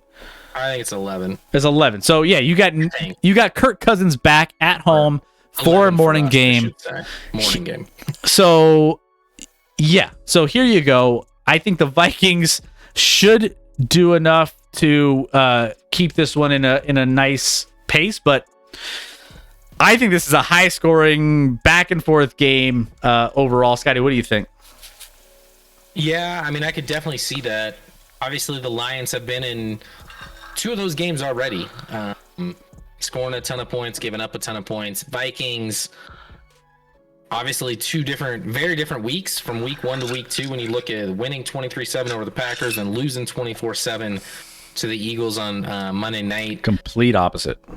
This line, Chairman, I wanted to pull the trigger on the Lions, but I'm like, I feel like the public's now going to be on the Lions. They've looked pretty good in 2 weeks. You know, even their loss to now the world's greatest team, the Eagles. I heard as I was driving home, Chris, someone said the Eagles are for sure a top 3 team in the league. I'll get into that later, Chris, but let's just say I'm not there yet with the Eagles either. I like them a lot, but top 3, let's slow down. Anyway, this game, I don't have a great feel on anything. I think the Lions keep this close. If I was to bet it, I'd take Lions +6. But I think a lot of times people see, especially on a Monday night, they see a team that looks awful like the Vikings, and then they can take a team that's coming off a win like the Lions did last week and get 6 points. The public are going to be all over the Lions, which is weird to say out loud in a sentence. That the public, I think, are going to be in the Lions in this game, and so I could see the Vikings maybe pulling away and winning this one, but it should be an entertaining game, I think. You know, hopefully, maybe, you know, Kirk Cousins gets his times mixed up and he thinks it's prime time and he throws like 8 picks like he did on Monday night. What is it about prime time that Kirk Cousins just can't play? Like, it's like clockwork. I mean, just when I'm like, they have a favorable matchup, I feel like they're in a good place. Like this season, last season, any season with Kirk Cousins, and you're like, oh, don't worry, he's gonna shake that trend. Nope, he never does. It's always the same primetime Kirk Cousins. Chris, as we got off on Sunday night, got off our show on Sunday night. Usually we talk for a while, but Chris was super tired. But I was like, oh, you didn't have a great week in your pick'em. He's like, yeah, but I'll get 2 tomorrow. I think, but most people will because I got the Bills and Vikings. And I'm like, oh, I mean, I got the Bills, but I got the Eagles. He's like, no, I feel real good about the Vikings. I'm yeah, like, okay. No, there's 2 teams that are dead to me, Scotty. I'm done with Matt Ryan and the Colts, and I'm done with primetime Kirk Cousins. Those are the 2 things that I'm like, that's it. No more. And they stink. Like, Oh, brother, this guy stinks. yeah, it's not great. We got a couple things in the chat here. What do we got here? Super entertaining game. Watching this for sure, says Mackie. Chairman, how often do the Lions lose by more than 6? I just looked at last season, Chairman, 8 times. Half their games last year. There you go. They lost by more than 6. Daddy Campbell, Vikings are just a home team, guys, says Seven Sly. What's up, Seven Sly? How we doing? They play better in Minnesota. Minnesota is a great home field advantage, man. That stadium goes nuts for their Vikings, especially they got that skull and they got the chant, they got everything. That's a fun atmosphere for sure. What else do we have here in the chat? Kirk Choke Cousins, says Mackie D. Yeah, he's got that Reggie emote going. I don't know if I saw a tweet the other day or after this game, and I don't know if it's just with the Vikings or for his career, but I think either with the Vikings or for his career, Kirk Cousins is the epitome of mid. They are exactly 500. Like his record is 500 exactly. Oof. Same wins, same losses. I'd still rank him slightly above. He's barely in the top half, but he's not like, he's not 16. He's closer to like 14 for me. Yeah, I think he's just such a roller coaster when it comes to those prime times. Another thing that G Girl brings up, which is also a good point. I wasn't impressed the other night, especially defensively. Defensively was a little bit of a concern for me on the Viking side overall, because I was high on their defense. I felt like their secondary was looking good, but there was kind of some questions whether or not their pass rush was going to be able to get to the quarterback and then stay healthy. Well, I mean, I felt like there was some struggles just in a lot of areas on both ends. So I think that's something to keep an eye on as well with the Vikings, that if they need to tighten up some screws on that end for sure and be consistent. Mayday, what's up? Yeah, that's true. Mayday would have the best thought on this. He's like, mark my words, since both these teams played the Eagles, the Lions are pesky. They will win. Ooh, Mayday. Welcome in, Mayday. Which, if you look at those 2 games, I agree that's the takeaway, but you can only take week to week. If the NFL was predictable, it'd be easy, Chris. What's great about the NFL is a lot of times it's not predictable. What you see one week from a team, you may not see the next week. Yep. And vice versa.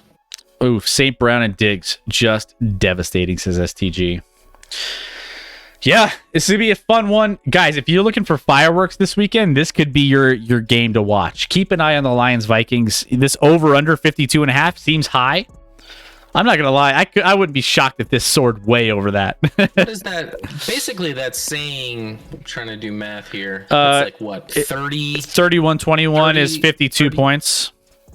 31-21 Vikings. No, but it's only a 6-point spread. So they're basically saying 28, 21, 28, somewhere around there. Somewhere around there. That's not even enough. 28-24 is what I meant. They're basically somewhere around there, 29-24. I could see more points than that in this game. I could see this getting into like the mid 30s and the mid 20s for both these teams. I'm leaning on the higher end of the over under. I'm with you, SDG. I'm kind of on that one too. This one's going to be fun. Next up, Packers and Bucks. All right. It's all this picture, man. I had to use this. You had to use this picture. You know what you should have done? You should have done the homeless Aaron Rodgers. Aaron Rodgers, yeah. Where he looks slicked back and he looks homeless, and the Tom Brady where this exact picture. But man, Tom Brady, woo. He looked. I mean, he's not looking great, which makes me need to, code yellow. But actually, I have to go vomit because I just saw Tom's face. Oh, code yellow in the chat. Spam it, spam it, spam it. Guys, hit that follow button if you have not already. My name is Chris. That was Scott. You're your host for the Action Lab. Guys, if you want to link your Amazon Prime and your Twitch account, you can subscribe to this channel for free. Absolutely free. And you could get all the emotes. You could get no ads. You could get all the good things. So go ahead, !Prime in the chat. There's a link that'll show you how to do it. And we would love to have you as part of our community. And we're starting to get more benefits for all of you Prime subscribers. So make sure you guys go and subscribe for free. Now, this is an interesting game. Tom, I'm going to throw my tablet. Yeah, football wife. Tom Scotty brought this up last weekend. He's always blaming everybody. He's always got, whether it's somebody else, his offense, his wide receivers, his coaching. I mean, there's always someone he's blaming. It's never his fault. Yeah, exactly. Tom gonna lose the game just like he's losing his wife, says made it. Oof, bruh. That's rough. He skipped some time. I mean, he's still dealing with some of that stuff, so that's interesting. But Bucks are favored 1.5 in this one. I think this might have moved potentially. Let me double check. It's still 1.5. So close game here. The Packers obviously coming off a big win. The RELAX game, right? Like you lose the first game, you got the relax, and then you got the step back up, right? So the Packers looked good last week. It was against the Bears. I get it. So this will be a better challenge against the Bucks. Over under is 42 in this one. So, probably an average scoring game. Nothing too high, nothing too low. There will be some good scoring in Tampa Bay. So there's a lot of things about this game that I probably won't mess around with when it comes to betting it, but I think it might be kind of an interesting game that there's deficiencies on both sides of the football, right? You got a lot of injuries early on. If you haven't seen our latest TikTok, one of our latest TikToks, go check our socials out. There's a TikTok talking about week 2 going in with all of the injuries that Tampa Bay was sustaining. It was like a list of 10 dudes, including Tom Brady, who's not injured, but taking time away. And it's only week 2 when there's all these injuries and distractions and things going on. Leonard Fournette hasn't really done much when it comes to scoring touchdowns. So there's been a lot of, deficiencies when it comes to the Bucks. They're still 2-0. And there's been some deficiencies with Aaron Rodgers in the first week, trying to find his receivers and get in a rhythm. Now they are potentially in a better rhythm. They got Adams going, there's some plus and minuses on each side, which makes this 1.5 point spread super interesting to me. But Scotty, what do you think about this one? I mean, Chris, first of all, did you ever think we'd see the day and age where an over-under for a Rodgers-Brady matchup is 42? I mean, we're making fun of the 38.5 on tomorrow night, on Thursday night. Between the Browns and the Steelers. Yeah. Tomorrow is Trubisky versus Brissett. Okay. And there's only a 3.5. What is that? 3.5 point difference in the over/under there. I feel like this game is going to be tight. I feel like it's going to be low scoring. I think they're right that it's going to be. Obviously, you look at the Bucks. You're going to be missing Mike Evans. I think Godwin's going to be out again this week. We'll see if Julio Jones is able to play. Who is Tom going to throw the ball to? I mean, listen. I know you look at the final score last week against the Saints, and you're like, oh, the Bucks played pretty well, and they did defensively, and they have defensively in the first 2 weeks. But offensively, I think they have the third highest percentage in the league of going 3 and out on their offensive possessions through 2 weeks, Chris. Their offense is not clicking right now. Like Brady looks like an angry person throughout, throwing tablets. He is yelling at people. At somebody. You see how he looks in press conferences. I don't know what happened to the fat in his cheeks. I know he didn't have a lot, but literally it's sucked in now, Chris. It's literally sucked. I don't even know how you do that facially. It's Zoolander. Yeah.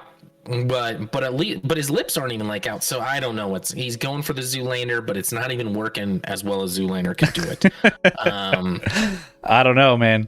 But honestly, I think it's going to be a low scoring game. That's why I'm trying to teaser again, Chris, and I took the Packers in a teaser. I bumped them up to I saw it earlier at 2, so I bumped them up to +8 in a teaser. I think I paired them with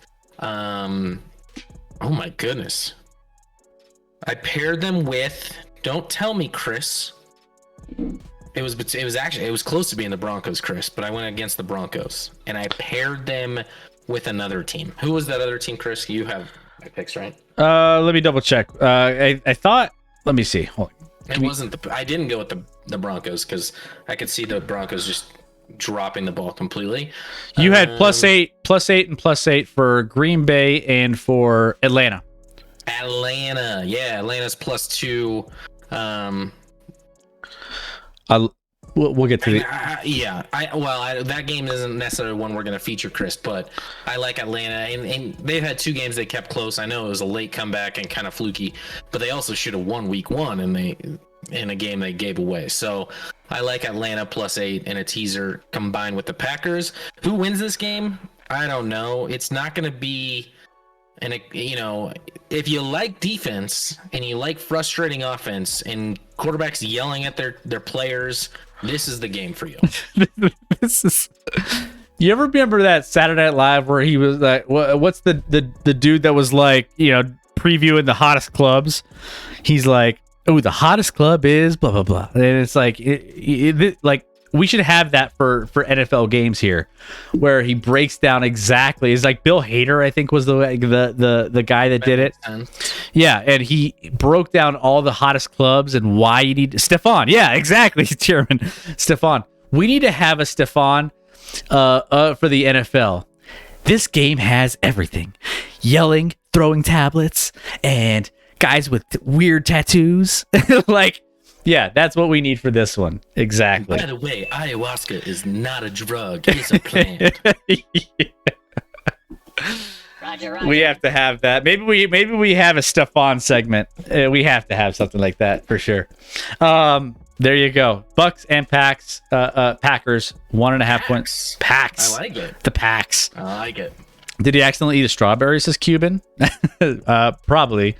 It's not in his diet. Father Time has never been defeated, says Ishta. Squan, Packers get blown out again. I can feel it. How do celebrities not see that almost 100% of the time getting work done on your face looks awful? Oh man, it's like they're blind to this, and they're like, oh, do they not see how awful it looks and how obvious it is? And clearly Brady's had something done here, or he's just literally starving himself into a skeleton. Yeah, one of the two. No, oh man, maybe grow a beard to hide it. I don't know. Maybe that's a way to go. He looks like sucking on a lemon. Brady kind of looks like all those actresses who get weird face procedures, says Cuban. Yeah, when the plastic surgery's been like, wow, you look great. Right? Like, no one says that. Yeah. Cuban, I thought that was a picture of Meg Ryan. Do you throw a little blonde hair on there? Oh, yeah, that's Meg Ryan for Meg sure. Ryan, no doubt. Half the people in here are like, who's Meg Ryan? Shaq says, it's the fact that both QBs can throw bombs. 43-0 Packers in the over, says Milwaukee's. Yeah, so yeah, interesting game for sure. This game has everything: yelling quarterbacks, human pylons, and referee that sounds like Morgan Freeman. There you go. Who's the ref for that game? Who sounds like Morgan Freeman? I don't. Is it? I guess I've never paid attention to that. Yeah. Who's calling that game, Chairman? Brady failing the 10-year challenge. 10-year challenge. I mean, yeah. Next up, Jags and Chargers. Chargers favored here by 7. Now, this was a teaser candidate potentially for me. For the Chargers, like I think the Chargers will win this game. I think teasing it down to like 1 would be kind of. It's still on my radar. I still think this will be a decent game. Squan says Chargers by 1 million.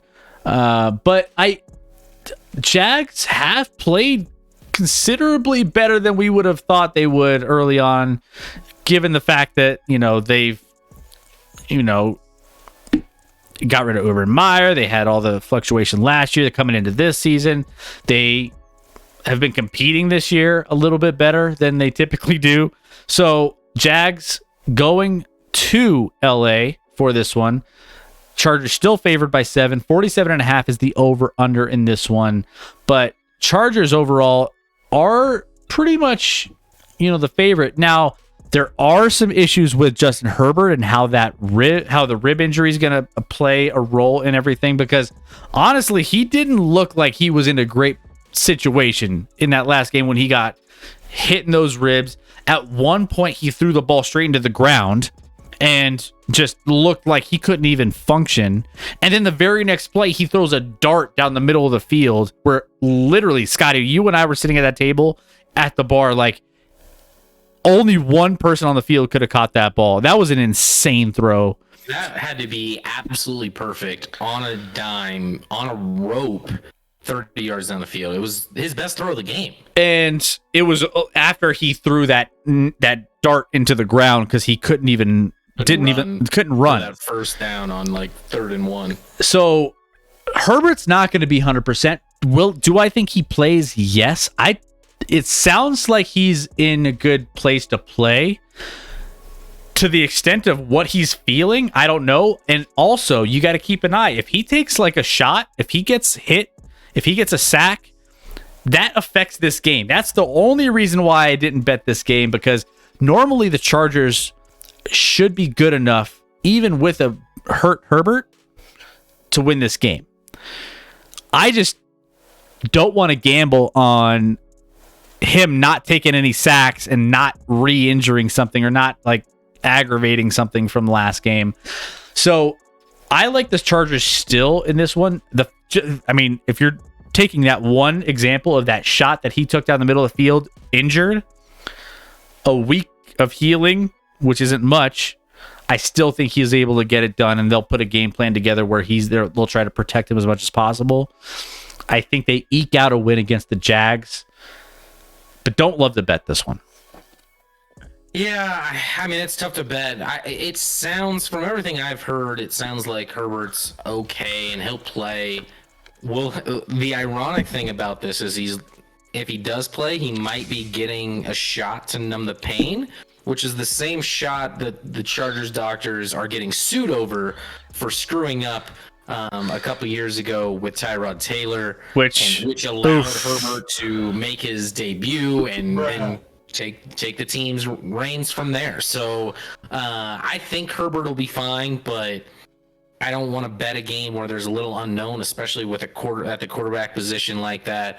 I also, Chris, somebody clip this right now. I'm ready to say it. This is a wild card matchup.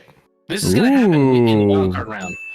We're going to have the Jags winning the AFC South against the top wild card team in the Chargers in a 4-5 matchup in the wild card round. So this is a playoff preview game right here, Chris, because they're going to face each other in the wild card round. Clip that right now. Clip it. I think the Jags are sneaky better than most people think. And the reason I wouldn't even bet, I don't even know if I'd bet the Chargers. If I were to bet this game, it'd be the Jags, only because the Chargers, even sometimes when they look really good, you think they should win by 3 touchdowns. They only seem to win by like 6 or 4 or whatever. The Chargers just Charger, Chris. So I don't like them as heavy favorites a lot of times.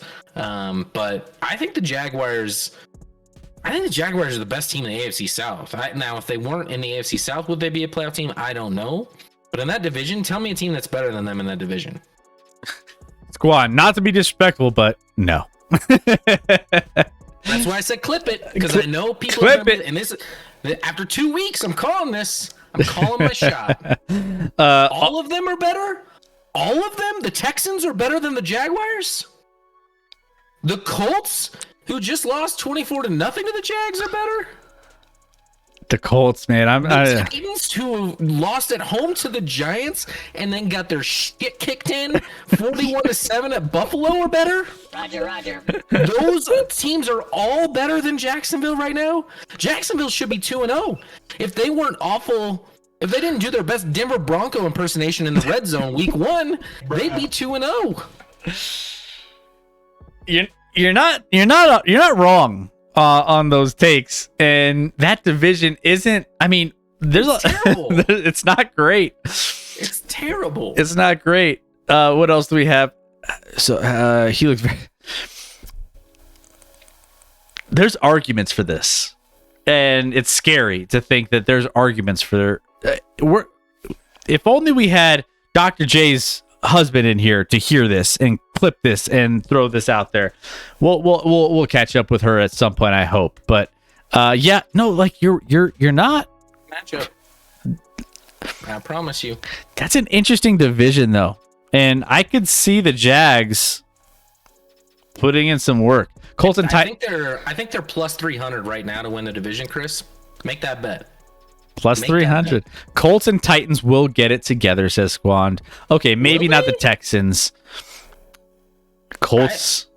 I could see the Colts actually more than the Titans. I think the Titans are in a world of trouble this year. Well, I talked could about see the this. Colts more than the Titans. I talked about this earlier with the running backs in the league. I talked about the running backs not being as effective as they typically are, from year to year. I mean, I think there's two or three running backs that have scored, I think 17 on a standard league, depending on your league scoring, have scored like 17 points up to this point, which is by far the lowest of any year that have ever recorded in fantasy football running backs stats or something crazy. Like running backs aren't as of and which brings me to the point where I don't think Derrick Henry can save the Titans anymore. Like they've always banked on him to save them all the like. I don't think that's their. I mean, he's a running back that demands a lot of carries in a throwing league, right? And it just doesn't mix. I don't think he's the savior anymore that he used to be 2 years ago. Even last year when he was healthy, that first half he was dominant. I'm worried about the run game. They don't have great weapons at the wide receiver position with AJ Brown out of the mix now. Ryan Tannehill can't get it done on his own, and that defense looks like it's aging quickly and just not up to snuff. I mean, I don't know how you can feel good about a team that lost at home to the Giants and then lost by 34 the next week. I know it was against the Bills, but you lost by 34 and put up 7 points. I can't feel good about that squad. Ishta Comic, great show, guys. Heading out. Have a great night, Ishta. We'll catch you back here Sunday night. We'll catch you back here Sunday night. Can't wait to have you back in the lab. Let's all give him a nice J.R. Smith goodbye. Next up, Chiefs and Colts. Oof, the Colts. You want to talk about a guy that this is one of my teams that are dead to me, Scotty. One of my teams that are dead to me, and that's and Matt Ryan has always been on my list. He's always been on my list, and he continues to be on that list. This might be a quick one. We don't have to cover this one too long, but I think that there could be some bounce back from the Colts, but do I think they do? If I'm putting head-to-head these two quarterbacks to win this game, I mean, it's hard to go against Patrick Mahomes. The Chiefs in the chat. Chiefs. Colts are going to 0-3, but they'll come back. LOL. Everyone's kind of on the Chiefs. They keep having. They got to play the AFC. Well, all those teams have to play the AFC West. That's the good news for AFC West has such a tough schedule amongst themselves, but they do get to play the AFC South, so that's a nice benefit, Chris. Yeah, I did not bet on this one either, though, Chris. I'm like cautiously weirdly worried. Let's keep in mind Pittman and Pierce, the top 2 wide receivers for Indy, were out last week. It sounds like both could potentially be back, especially Pittman. It sounds like he'll be back. He's by far their number 1. For the first time this year, it sounds like Darius Leonard. No, I won't call him Shaq Leonard. I don't care if he wants us to or not. You can't change your name from Darius to Shaquille. Nope. You can change it from Darius to shorten it or whatever, but you can't change it to Shaquille. Nope. I'm not going to call you by that name. So I'll just call him Leonard. It sounds like he might play. So obviously they were embarrassed last week coming off that. But you get the Chiefs with some added time, 10 days, Andy a little more time to prep. In a game, they, like I said, they didn't play great on Thursday night against the Chargers, but they got the W. I expect their offense to dominate the Colts. The Chiefs should win this game and should win this game by multiple scores, but somehow there could be a backdoor cover here that just ruins you. So now, I think it's moved to 5.5. I've seen recently, Chris. Which is crazy. It's fascinating what a lot of these lines end up moving, and you're like, what? The Colts? The Colts going into the season had a bunch of hype. Now everyone's jumping off the bandwagon because they've looked so bad in the first 2 weeks, and now it's like, all right, well, no, they need to work some things out. Now they do have, like you mentioned, a couple guys coming back, which they haven't really used Jonathan Taylor to the full extent of what they can utilize him. Oh, he went for $1. He went for a ton week 1. Week 2, they didn't use him because they were down early and often. Yeah, and so it's but that's why you got Matt Ryan, isn't it? So you can kind of air it out a little bit and stretch the field so you can open up the running game, and that wasn't happening. That's not happening. I'm surprised by Matt Ryan's play. Matt Ryan looks a little cooked, Chris. Matt Ryan looks like he's been cooked for a decade. Done. I don't know. A decade. He won MVP 5 years ago. Well, yeah, sure. Yeah, but let's just ignore that. He's been cooked for a decade, minus that MVP award. But no, Russ is going to be fine despite never getting an MVP vote. Oh my goodness! If you were asked Russ whether or not he would want a Super Bowl at the end of his career or an MVP at the end of his career, I think he might pick one over the other. MVP. Did you read that article that all he cares about is MVP at this point? Matt Ryan says to me. The right things, but he's not that guy. Super Bowl destroyed Matt Ryan's soul. His soul left his body after that Super Bowl. It's true. Might have. Roger. But yeah, so I if I'm leaning anywhere, it's the Chiefs. I don't love the spread, but I think they just win the game straight up. I mean, that's just probably where I'm at. Rams Cardinals here. We have a matchup that has typically given the Rams some trouble. We saw this last season where the Rams were very dominant, and then they played a Cardinals team and it surprised them a little bit, which is probably why this line is where it's at. There's for some reason the Cardinals play the Rams very well. It's in Arizona. The Rams do have overall, I think, a team that can beat the Cardinals here, but 3.5 is a spread. I didn't mess around with this one because there's so much that I didn't really want to mess around with when it came to the matchup itself. Cardinals, obviously Kyler Murray. It's Call of Duty weekend. Is that over? So he's probably back on track with studying again. Maybe. I don't know. We'll find out. And then the Rams have kind of been, Matt Stafford's been dealing with a potential elbow injury, but didn't look great week 1, looked a little bit better week 2. Interesting matchup. I mean, obviously the Rams, I think, will get better as the season goes on. They started to get Robinson a little bit more of some love last week. So they started to give, Allen Robinson was kind of feeling a lot of media, a lot of stuff in the media about not performing, especially with his fantasy owners. They kind of got him back on track last week. So Rams defense needs to get some pressure on Kyler here. Do they do it, Scotty? These are two teams I want to fade, Chris. I don't love the way either of these teams have played in 2 weeks. I know they're both 1-1. I know the Cardinals had a miraculous comeback last week against the Raiders.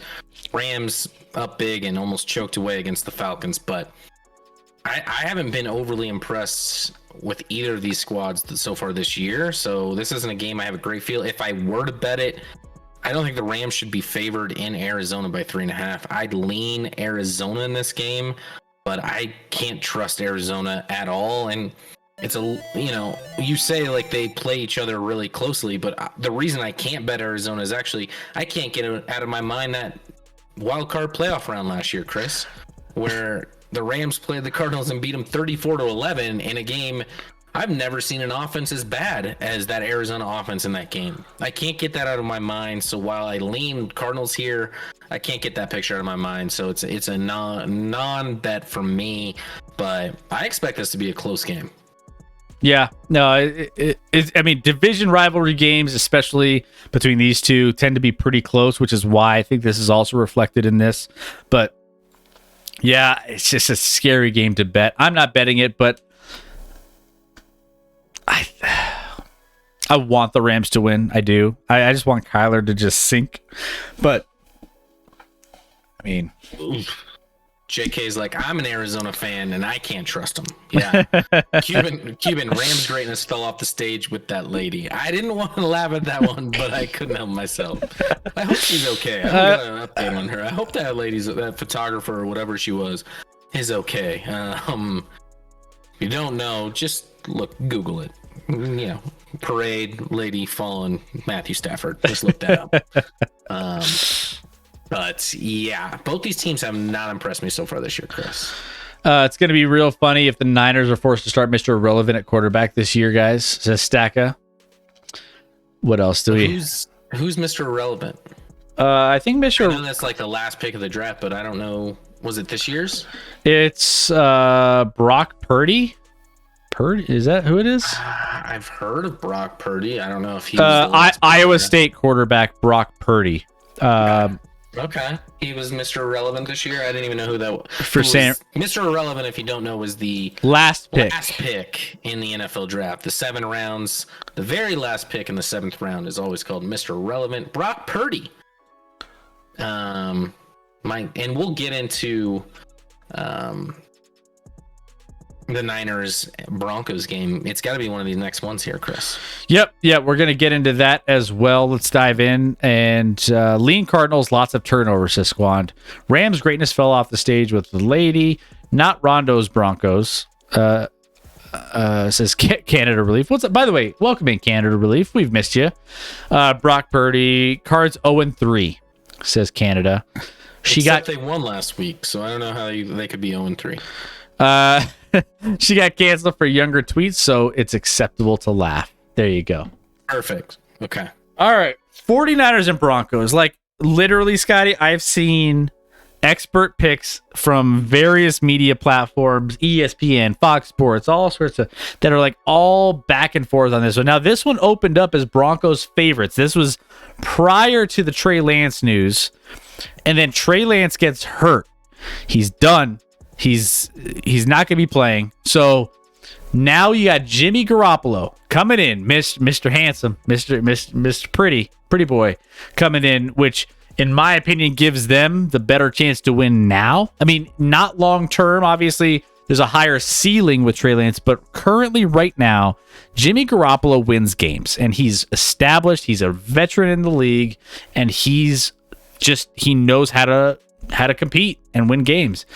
So, from that standpoint, that's a big reason why this line shifted. Now, Trey Lance was very volatile when he was, in the lineup when, they decided to go with him early in the season. We saw a lot of that volatility. We saw some struggles in Chicago with the Chicago Bears. Then we saw a bounce back, but then he got hurt. Long story short, you got a Broncos team here that is hosting this 49ers team, who I think has one of the better rosters in the league. I think they're defensively pretty solid. I think offensively, they got some nice weapons and a nice offensive line, good defensive line, good pass rush. They got a little bit of everything on this 49ers roster, which is why I'm worried a little bit. They're definitely going to be the better coach team, because the biggest thing here is the fact that Nathaniel Hackett has been in over his head for 2 straight weeks. And the big question here in Denver is he going to figure it out? It's only 2 weeks. We got I don't know. And that's the scary part of this game. This is why initially I'm not touching this game. I'm not betting on this game. I don't know what's going to happen here. I think that if I'm leaning honestly as just a straight up football fan, I think the Niners have a better overall roster. And I think that they are the better team to vie for this weekend's this week 3 matchup. Yeah, Chris, a couple reference points that aren't my opinion, other people's. Talking about Steve Fezzik, very known bettor out in Vegas, very world-renowned sports bettor. He bumped up San Francisco's rating by 3 points. They're 3 points better as a team With Jimmy G? with Jimmy G over Trey Lance, which is substantial, quite frankly. I don't know if we've ever seen a team go from their starter to their backup and get bumped up 3 points initially like that. And in fact, he thinks it's such a bump that he has San Francisco ranked number 3 in his overall power ratings, Vegas power ratings. He has them as the 3rd best team behind KC and Buffalo. I mean, it's not shocking. I mean, they made the NFC Championship with a very good roster last year, But and it was kind of surprising they made the NFC Championship last year. But yes, they did. So it's not crazy. He has them basically 4.5 points better than an average team in the NFL, and right behind them he has Tampa Bay at 4, Green Bay at 3.5, Philly at 3. Where KC's 6 and Buffalo has separated all the way to 9. That's how dominant Buffalo has been through 2 weeks, being 9 points better than an average team. So with that, another really, really weird trend in this, Chris, is local Broncos writer posted on one site at least.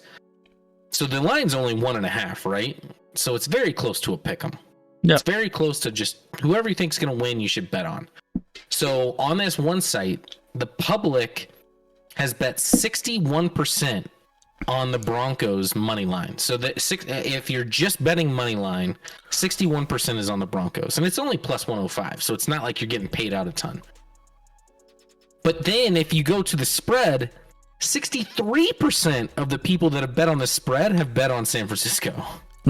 It's only 1.5. It's weird. It doesn't make any sense at all. By the way, all the money is getting dumped on the over. His is listed at 44.5. We have 45 here. So because of that, I like the under in this game. I actually like Chris, and I might add a bet myself. That's not one of my picks of the week. I want to tease. I'll double up on Atlanta with a teaser with Denver as well. I think Denver in a teaser, bump them up to 7.5.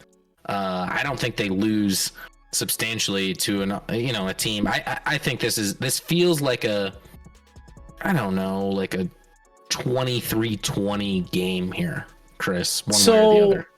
And here's my thought too, and I've thought about this a lot. Now, there's been a lot of negative aspects of what is wrong in Denver, but if you we've talked a lot. I talked earlier about Buffalo coming back down to earth, right? Eventually, it's going to happen. They're not going to be able to sustain 40-point blowouts of everybody. It's not real.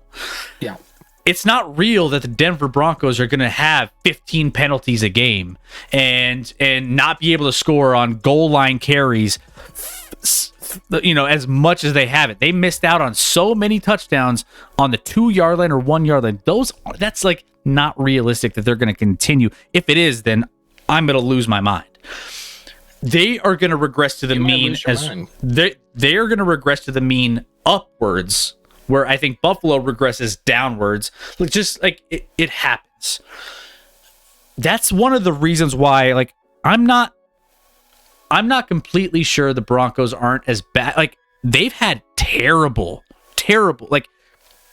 situations happen in these first weeks when it comes to penalties, when it comes to goal lines, when it comes to the coaching decisions, it can only get better, right? So from that standpoint, I think the Broncos are a better team than what they're showing. They just have been really in a dark place for 2 weeks that I think will come and regress to the mean and get better eventually. So whether it's this week or next week, I think it'll get there. It's just, I hope it's this week against San Francisco. So that's where I'm at here. That's why I'm semi-hopeful as a Broncos fan that they can get. But again, through 2 games, historically, there's a legitimate argument, and probably a very more than legitimate argument, that Hackett's first 2 games as head coach has been the worst head coaching debut. And I know he won one of those games in NFL history. Oh, it's bad. I mean, the big decision to kick the field goal as opposed to go for it was, if you watch that last game, arguably that second game was worse than the first with the decision making and some of the things that happened. They're at home and they can't get some of those plays called when they need. Get the play in. There was a They're point. Undisciplined. I mean, all the penalties. And then so undisciplined. There was a point where we didn't even have a kick returner we had to burn a timeout because we didn't have a kick returner on the field. Like, those things aren't going to be happening, I would hope, as the season goes on, which is why I think the Broncos will regress up to the mean of not being bad and being like a better team. But Chris, part of that, my hesitation with what you're saying is, do you remember the Broncos last year starting 3-0 against bad teams, and then wheels falling off once they started playing real teams? They looked dominant against those bad teams.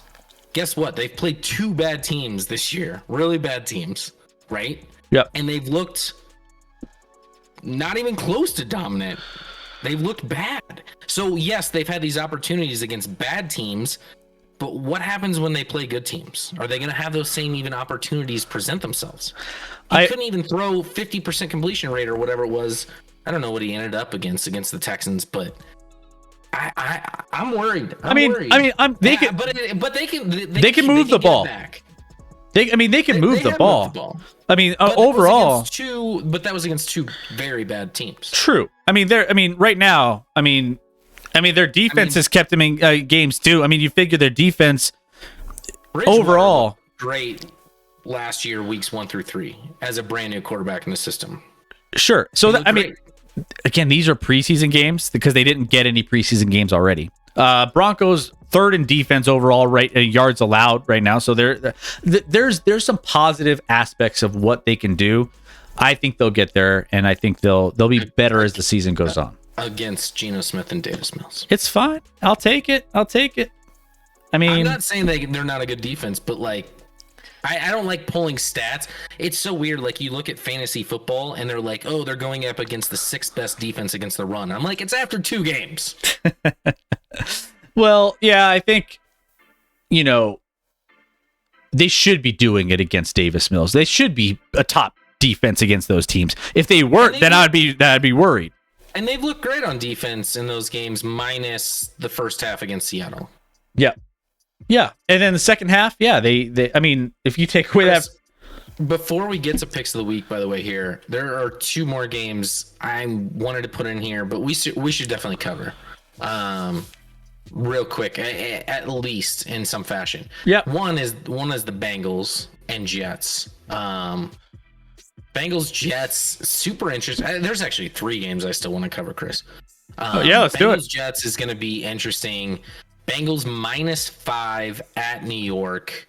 Obviously, the Bengals have underachieved after being AFC champs last year, 0-2. Thank you so much, Evie Dog. But hey, who's your team? Somehow you were able to cover up one of my faces at this moment, Chris, with the Shaq shimmy there. I like it. Who's your team and where are you from, Evie? Like to get to know you a little bit. Bengals Jets. You have the Jets riding high off that miracle comeback win last week in Cleveland. Let's go. And the Bengals reeling a little bit here and a little lost offensively. The offensive line clearly that they tried to address, and we gave them credit for addressing in the offseason, hasn't at least panned out thus far.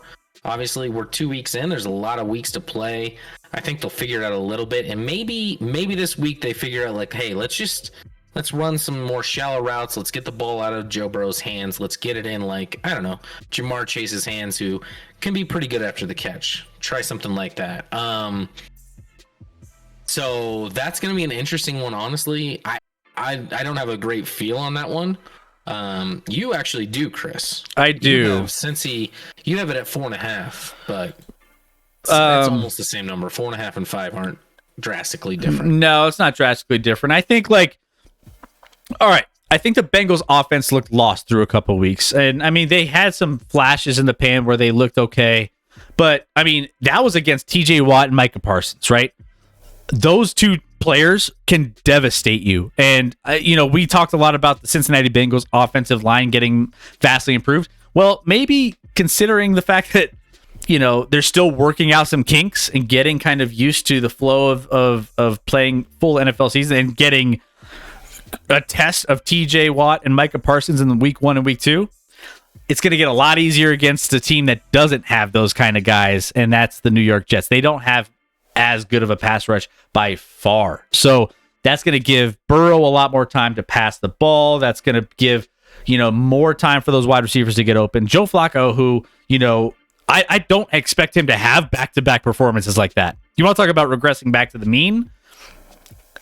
I think Flacco's like 3rd in the league in yards. Yeah, that's not gonna. If he's 3rd in passing in yards in like 2 more weeks, let me know. Because I just don't know if he's gonna get there. I think this is where he comes back down to earth, and I think this is where Cincy gets back on track. They can't.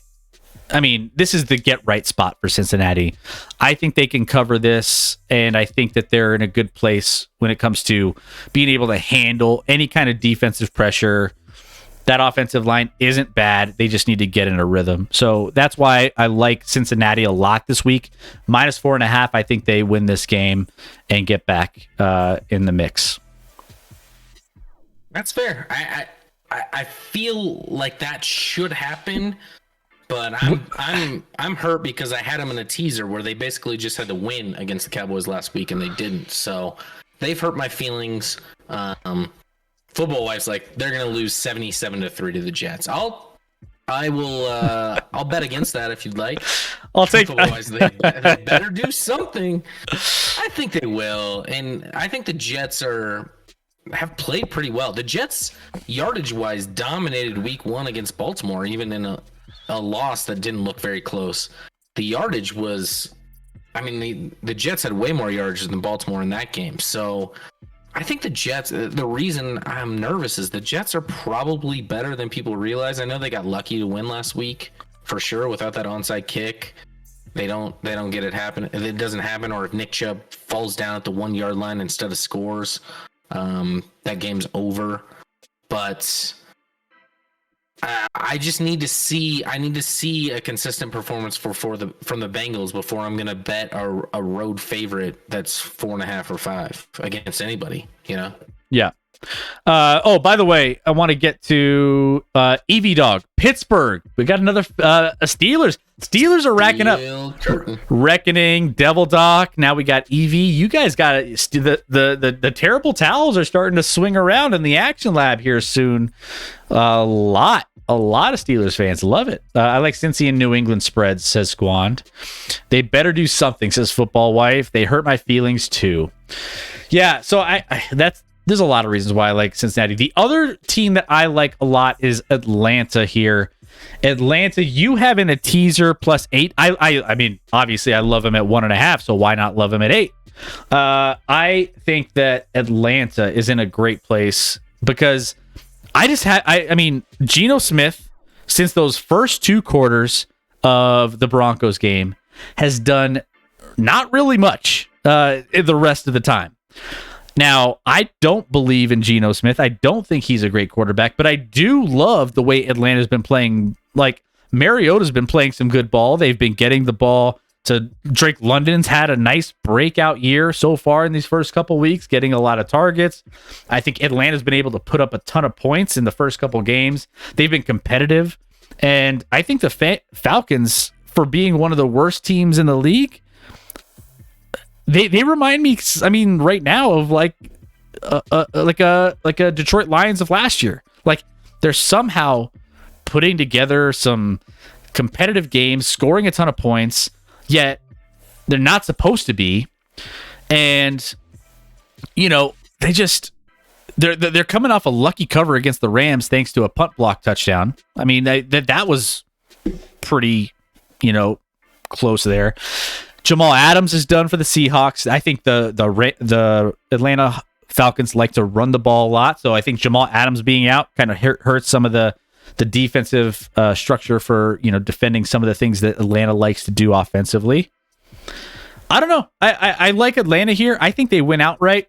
I would love them at +8. You have them in the teaser, so I love that even more. But I like Atlanta here.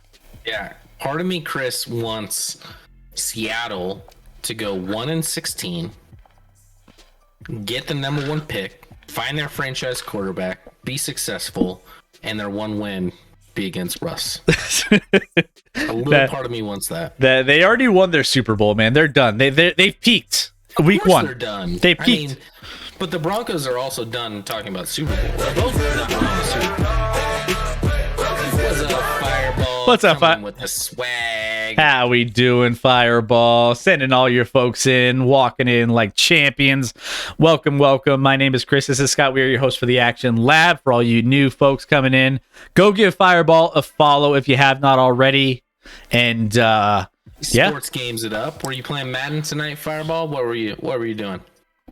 Yeah. A little Madden action, I would assume, but have a good night, Fireball, and then welcome to streaming Madden NFL 18. Welcome Apparently to it says in our chat, Chris. Yeah, I'm learning a lot tonight. Little automation, What's up with the slow start for Kyle Pitts? Says JK.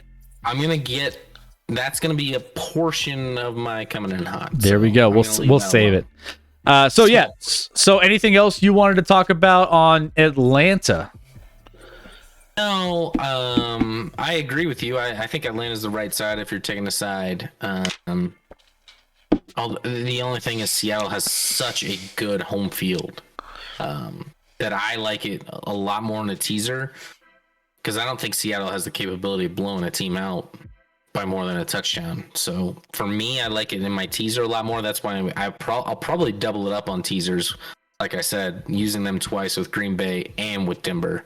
They're my favorite teaser pick of the week, though. Yeah. And you have one other game on here. Yes. And that is Carolina. What do you like in Carolina here? What's in Carolina here has let me double check here. New Orleans Saints, who are coming off a loss to the Tampa Bay Buccaneers for the first time in the regular season. 40.5 is the current over under, but you like Carolina to win this one No, I don't like them to win. Oh, you just like to cover 3. At least keep it within 3. Okay. I feel like this is going to be a push. Worst case scenario. It's in Carolina. I think New Orleans. You're talking about is a perfectly average team. Fezzik has New Orleans ranked exactly at 0, which means they are perfectly average. He has Carolina -2, so he has these teams on a neutral field. He would rank New Orleans 2-point favorites.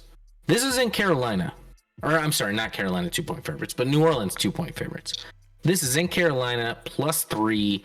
Get into that 3. If it was 2.5, I wouldn't touch it. At 3, I think I like it a lot. I think Carolina is still figuring things out with Baker. I think that offense is going to improve as we move on here. They've lost 2 very close games, like coin flip games. Like Carolina theoretically could be 2-0. They lost week 1 because a kicker hit like a 58-yard field goal at the end, a rookie kicker. They lost week 2 in a close matchup at New York with the Giants. I know the Giants aren't great, but they've been competitive in both. They could have won both those games, and if they are 2-0, this spread is probably closer to pick 'em. But because they lost both those games, it moves all the way to 3. I think there's good value there. It's not like I'm in love with Carolina by any means, and in fact, they're a little worse than I thought they would be coming into the season, because we both thought they were kind of like a sleeper playoff team in the NFC. I don't know if I feel that way right now, but give me Carolina +3 against a New Orleans team that offensively looked lost. It sounds like Jameis has some injuries. His body's beat up a little bit. He made some Jameis mistakes last week with some really bad picks, and they could not move the ball offensively at all. And they're a team that if you take 7 of their 8 quarters, they have not looked good offensively. And one quarter where they came back against Atlanta, they looked great. But I'm going to take the sample size of the 7 quarters over the 1 quarter. Give me a home Carolina team against a New Orleans team that I don't think is special by any means. Yeah, no, I think I think that's in the realm of possibility with Carolina. We were kind of high on Baker in Carolina coming in with Christian McCaffrey. If he was healthy, how that team could potentially look. And I mean, they are still trying to figure it out. They got, again, new quarterback. I mean, technically, Christian McCaffrey is still ramping up, right?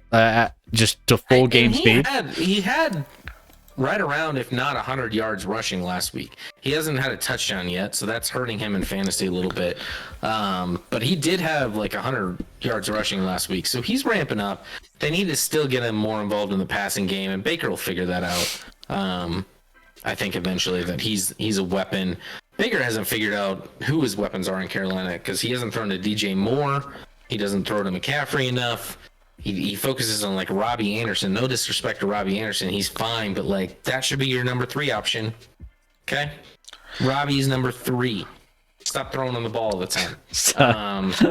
Diacola asked Chris, because we didn't touch on this game, the Monday night game, which we can talk about also on Sunday a little bit. But will Dallas do it in New York? Well, it's our Monday night game. G Girl is probably like, absolutely, Dallas will do it in New York. She is I think a Dallas fan, based off of, I saw a G Girl with a post. She got her nails for Cowboys Giants week this week. She got her nails painted Cowboy colors.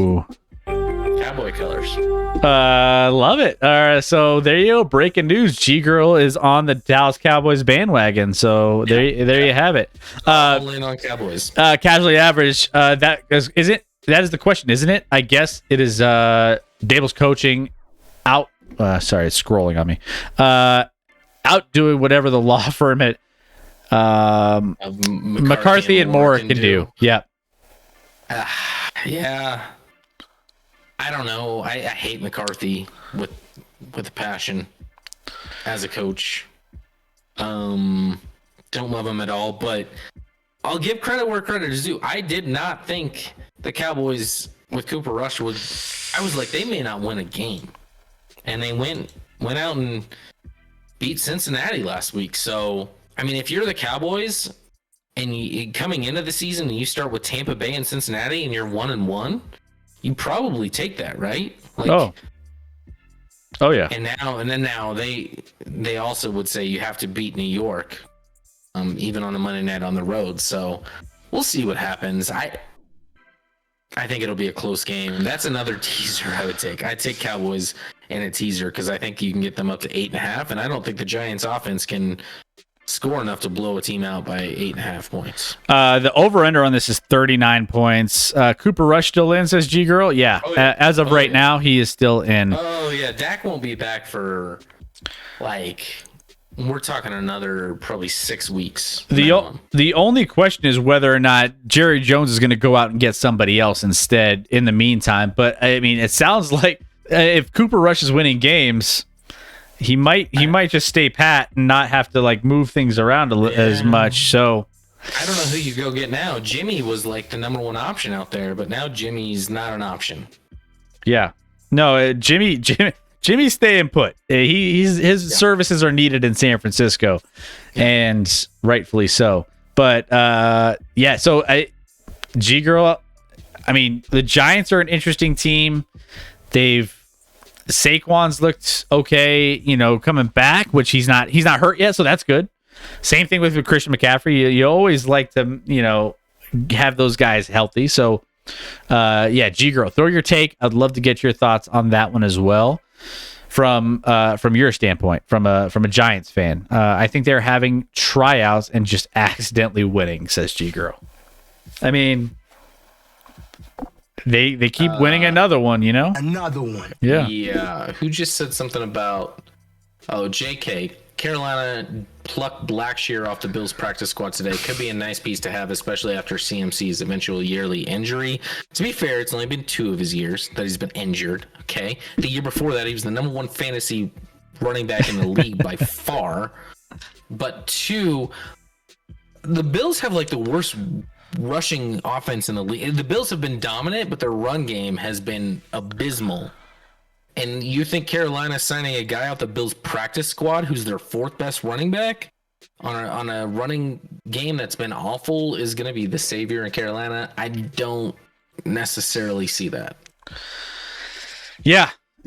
I'll be tracking that game too. I mean, it's a 1-point spread, so I'm excited to see just a close game. Trade Jordan Love, says Milwaukee. He's kicking Jordan Love to the curb. He hates Jordan Love. Why do you hate Jordan Love so much? The dude's played 1 game. 1 game as a starter in the league. Don't sell on him yet. I mean, I'm not saying he's going to be good, but I would not. If you trade him right now, you're not going to get any value. Game. Why you have to be mad? Yeah, casually. I think you're talking to. I hope that's not me. Usually, I feel like people are saying that to me, but that's to Milwaukee, right? Yeah, I would think so. But there you go. Those are our bets of the week. We will see how we improve. Come on, man. We will see how we improve on our rankings here, and see if we can get some in the green, in the positive. So there you go. That's Jordan. That's for the Jordan Love hate, says Casually Average. See, yeah, we know. Let's get to some of our contest rankings here. And let me pull up all of these here so we can check to see where we're at on our fantasy league and everything else. So let's go ahead and pull this. All right. So here we go. Yep. Let me pull this over here and let me zoom in a little bit. Let me pull this. Everything gets all reworked here every single time. So all right. This is our first league here. Now we have the rankings here. G Girl 2-0. There we go. I forgot. Yeah. I think this is the league where she's running into a buzzsaw this week though, Chris. Uh-oh. I play G Girl this week, so you're in for a world of hurt this week, G Girl. All right. Let me zoom in a little bit there. All right, so G Girl, yeah, you're taking on. Enjoy that 2-0 ranking because it's gonna be 2-1 very soon. Yep, and then on the other side here, a couple 1-on-1s, Houston and Diacola 2-0. Look at that. So there you go. So here are the current standings going into week 3 for our fantasy. If you guys didn't get in on our fantasy, don't worry. You can always jump in on our other contests. We have. Thank you, squad, for all the bits. I know you sent bits earlier. Appreciate all of the love, all the support. If you want to add a note to it, go ahead and add a note to it, and it'll read it loud for everyone. Now you can join our contest. Our pick'em, we'll be going over that here in a second. So make sure you join on that. Next league is this guy here. This is our league number 2. Flungus and Garrity 2-0. Flungus put up about 1 million points against me this week. Flungus had a huge week. Here we go. So I'm team medical tent there, staring at 1-1. I'm fine. All right, 1-1 in both of these Action Lab leagues. Oh, here we go. I'll be fine. 3 bitties for when G-Girl goes 3-0 Kappa Ross. Ooh. Squad. No biddies for There when you G-Girl go. goes 3-0. She probably will. She probably will. All right. But I'm gonna talk all sorts of trash, and then if I lose, I'll just be like, "You were the better squad." I'll be respectful and lost, though. You know? But if I win, I'm throwing everything at G-Girl. Great value donkeys, and yours truly is 2-0 in this division over on this end. What? And 2-0. yes, sir. Jalen Hurts carrying me. Strength of schedule. Let's look at that. Jalen Hurts carrying me all the way through. You know what I'm saying? I'll take it. Eliminator challenge. I have been officially eliminated because I am incompetent in picking my. You know what? It is what it is. I didn't think you picked Cincy though, Chris. I didn't think. I know. I had Green Bay for the entire week. Somehow it got Cincy, so I'm eliminated. But then there's still some folks left in this challenge here. So go ahead, guys. 12 entries are surviving. We are going to be giving away prizes. Like it's a man. We're going to be. It's going to happen. I'm still alive. You're still alive. There you go. So If I win, it's going to be a big prize, Chris. better than me eliminated. Better to be eliminated first week, says Boss Hawk. A lot of people were eliminated first week in survivor pools in general. Um, I don't know why you wouldn't pick Baltimore week 1, but that's just me. Let's look at this pick'em pool, Chris. Pick'em. After a strong start, I kind of fell back into a rough week. So now I'm 17. I'm tied for 8th, but football wife. Look at that win and loss record of He is 99.9 percentile on ESPN right now. That seems good, Chris. yeah. That seems pretty good. It's 22-9. You'll notice that the familiar name in second there, Chris. Not a big deal. It's just me. It's just me. Just 99.4 percentile. G girl. G She girl. missed a pick. She said she missed 2 picks, but I didn't miss a pick, so I think you've only missed 1, G girl. Actually, did I miss a pick? You missed. No, you thought you did, and then you said, and then you were like, no. But there should be 32 points out there, right? I only have 31 games. Everyone only has 31 games. Shouldn't there have been 32 games? Am I crazy, Chris? There's 32 teams. I'm not sure. They all played 2 weeks. That should be 32 games. What am I missing? Oh, one was a tie. Thank you, So one was a tie. One was a tie. That's why. Thank you, Squan. I was like, what am I missing here?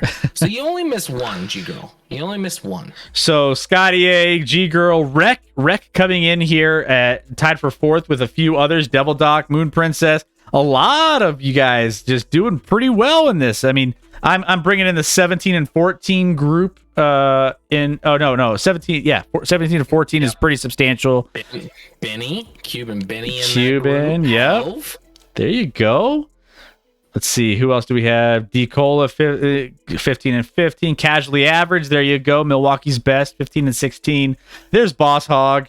There's Broncos. There's Chairman. All right, so Squand, all you guys. Let's go to the page 2, and all of our folks that just don't make their picks. There you go. So guys, They're not doing great. go out, make your picks, !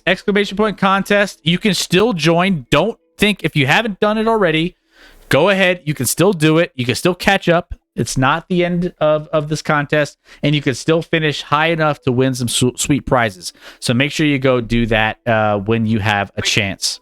Quick tip, Chris. What I've learned and why I won't miss picking a week again is when I go in to check the standings on like a Sunday or Monday or whatever, I go ahead and just at that point, I'm like, all right, I'm going to real quick, not do a lot of analysis, but I'm going to make picks for the following week just off gut real quick. So at least I have picks in. So if I don't come back to it for some reason, at least I've made picks. That's right. Right? Yeah. So that's just a tip. I'm trying to help you all. If you want to not forget to make your picks, go ahead and when you're checking the standings on the Sunday prior, go ahead and just plug in picks for the next week, and then you can always change them of course, before those games are played, so you can come back to it, but make picks in the meantime. Last thing we want to do is our Thrive Fantasy contest. If you guys haven't done Thrive Fantasy, they are one of our partners here that we want to get you guys part of the action when it comes to Thrive. Now, they are daily fantasy sports for props. Now, you can pick over-unders for all of your NFL games.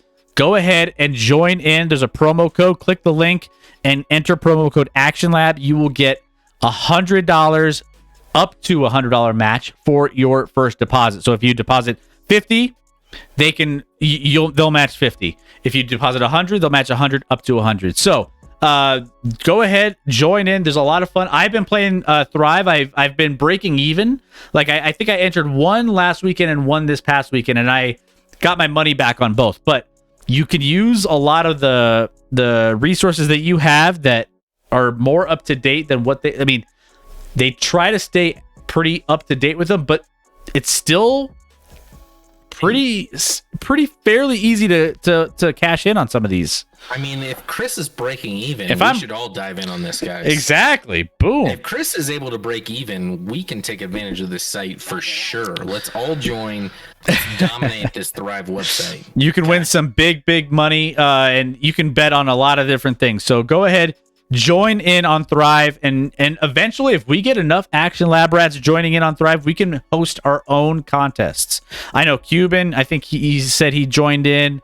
Myself, you, Scotty, are doing some Thrive contests weekly, so have some fun with it. You could do buy-ins as low as like a couple bucks all the way up to, in the hundreds if you want. But, I mean, it's very affordable if you want to have some fun betting over-unders and what you think is going to happen in these games.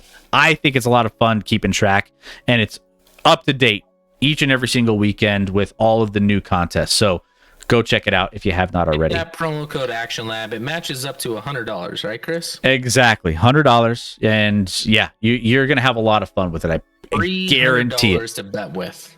It's easy to do. Best way to bet props by far. So go check it out. I think Baker Mayfield is now available in one of the Action Lab leagues. I'm not in a hurry to pick him up. Although, Chris, in my Action Lab leagues, I have Tom Brady and Trey Lance, so it's problematic at the quarterback position so far. It's not great. It's not great. With that being said, we are at the bottom of the hour, which means we are ready. It's time for your favorite time of the week, and that is Scotty A. Smith coming in hot. Now, you have a topic that, we're 2 weeks in with the NFL season. We have a lot going on, and there's a lot of opinions. There's a lot of people saying a lot of things about a lot of players, a lot of teams. But Scotty A. Smith is going to set you straight on what you should probably be thinking about, some of just jumping to conclusions here. Here we go. Scotty A. Smith coming in hot. Let's get it. Yeah, guys. I'm talking about a topic that you might think is foreign to me, but there's been a lot of hot takes out there. And Chris put it out here, RELAX, as Aaron Rodgers has put it before. We're 2 weeks into the season, guys. We are 2 weeks into the season. Last year, the Broncos were 2-0. The Panthers were 2-0. They won a combined 8 games the rest of the year. I'm not sure if that's true, but it was not a lot of games. 0-2 teams can still have a run. Don't panic, Bengals. Don't panic these other teams like the Colts. We're 2 weeks in, and everyone wants to just dive in on these teams and be like, they're done. They're done for. You can't make this happen. There's 15 more games to play. There's 15 more games. And by the way, we've increased the amount of playoff spots last year. There's one more playoff spot out there. So when you dive in, and it's not just talking about teams. Fantasy football. Everyone's like, oh, this person only got this many snaps or this many targets through 2 weeks. The number one example, Kyle Pitts. Kyle Pitts has been dog shit through 2 weeks. And I have him on one of my teams, and I'm furious about it. He's been targeted 3 times total. I don't know what's going on in Atlanta. They're like, we're not here to play fantasy football. We're here to win. Well, Atlanta, you're 0-2. And by the way, you drafted him a year ago with the number 4 overall pick. So you might want to get him involved in your passing game because that's what you drafted him for. However, it's not time to panic. If you have Kyle Pitts on your team and you bench him this week, you're an idiot. Okay? Let's keep in mind, I actually looked it up. Mark Andrews was the number 1 fantasy tight end last year. He had 1,361 yards. Guess what he had through 2 weeks? First 2 weeks of the year, his 5 targets each week, fewest of the season, 77 total yards combined in week 1 and 2 with no touchdowns. He was garbage through 2 weeks, and he was by far the number 1 fantasy tight end over Kelsey last year in fantasy football. So let's pump the brakes a little, people. Let's not panic. If your team's 0-2 and you had expectations, I've mentioned my boy Steve Fezzik, a famous bettor out here. He literally says right now he puts 40% of his betting emphasis on what he's seen through the first 2 weeks and 60% on preconceived notions coming into the season. So what the expectations were. So almost now, it's still better to have preconceived expectations by people out there that your roster is good than to be 0-2 with a shit roster. Like the Giants, we know the Giants are 2-0. They're not winning anything.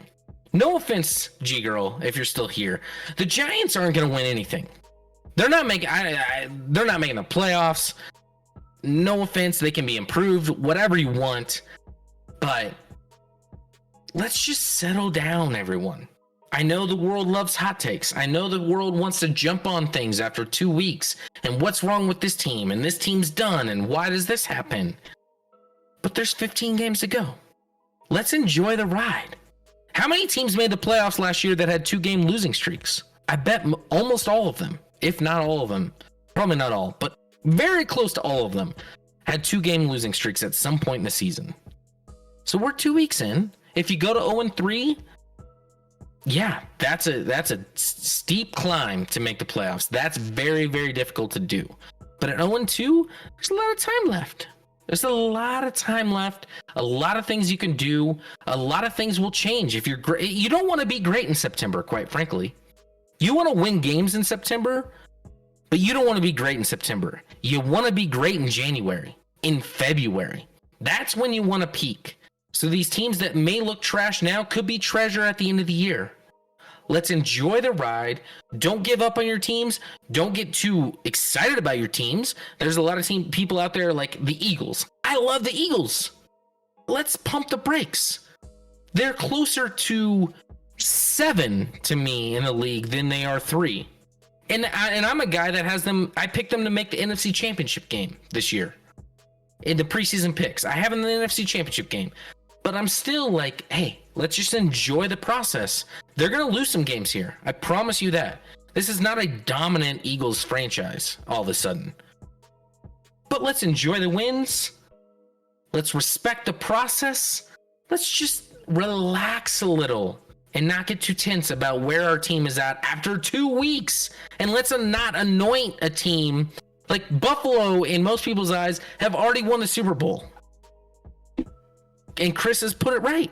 You don't want to be peaking right now. And I'm not saying they can't win the Super Bowl. Of course they can. They should be favored to win the Super Bowl.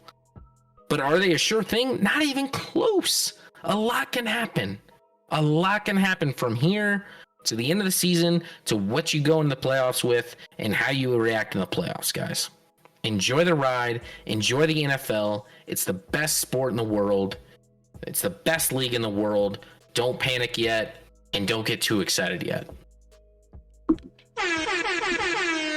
There you go. There's a lot about what you said that I'm on board with. I mean, everything, we talked about it a lot. If you're into math, you're regressing to the mean. Things change real quick.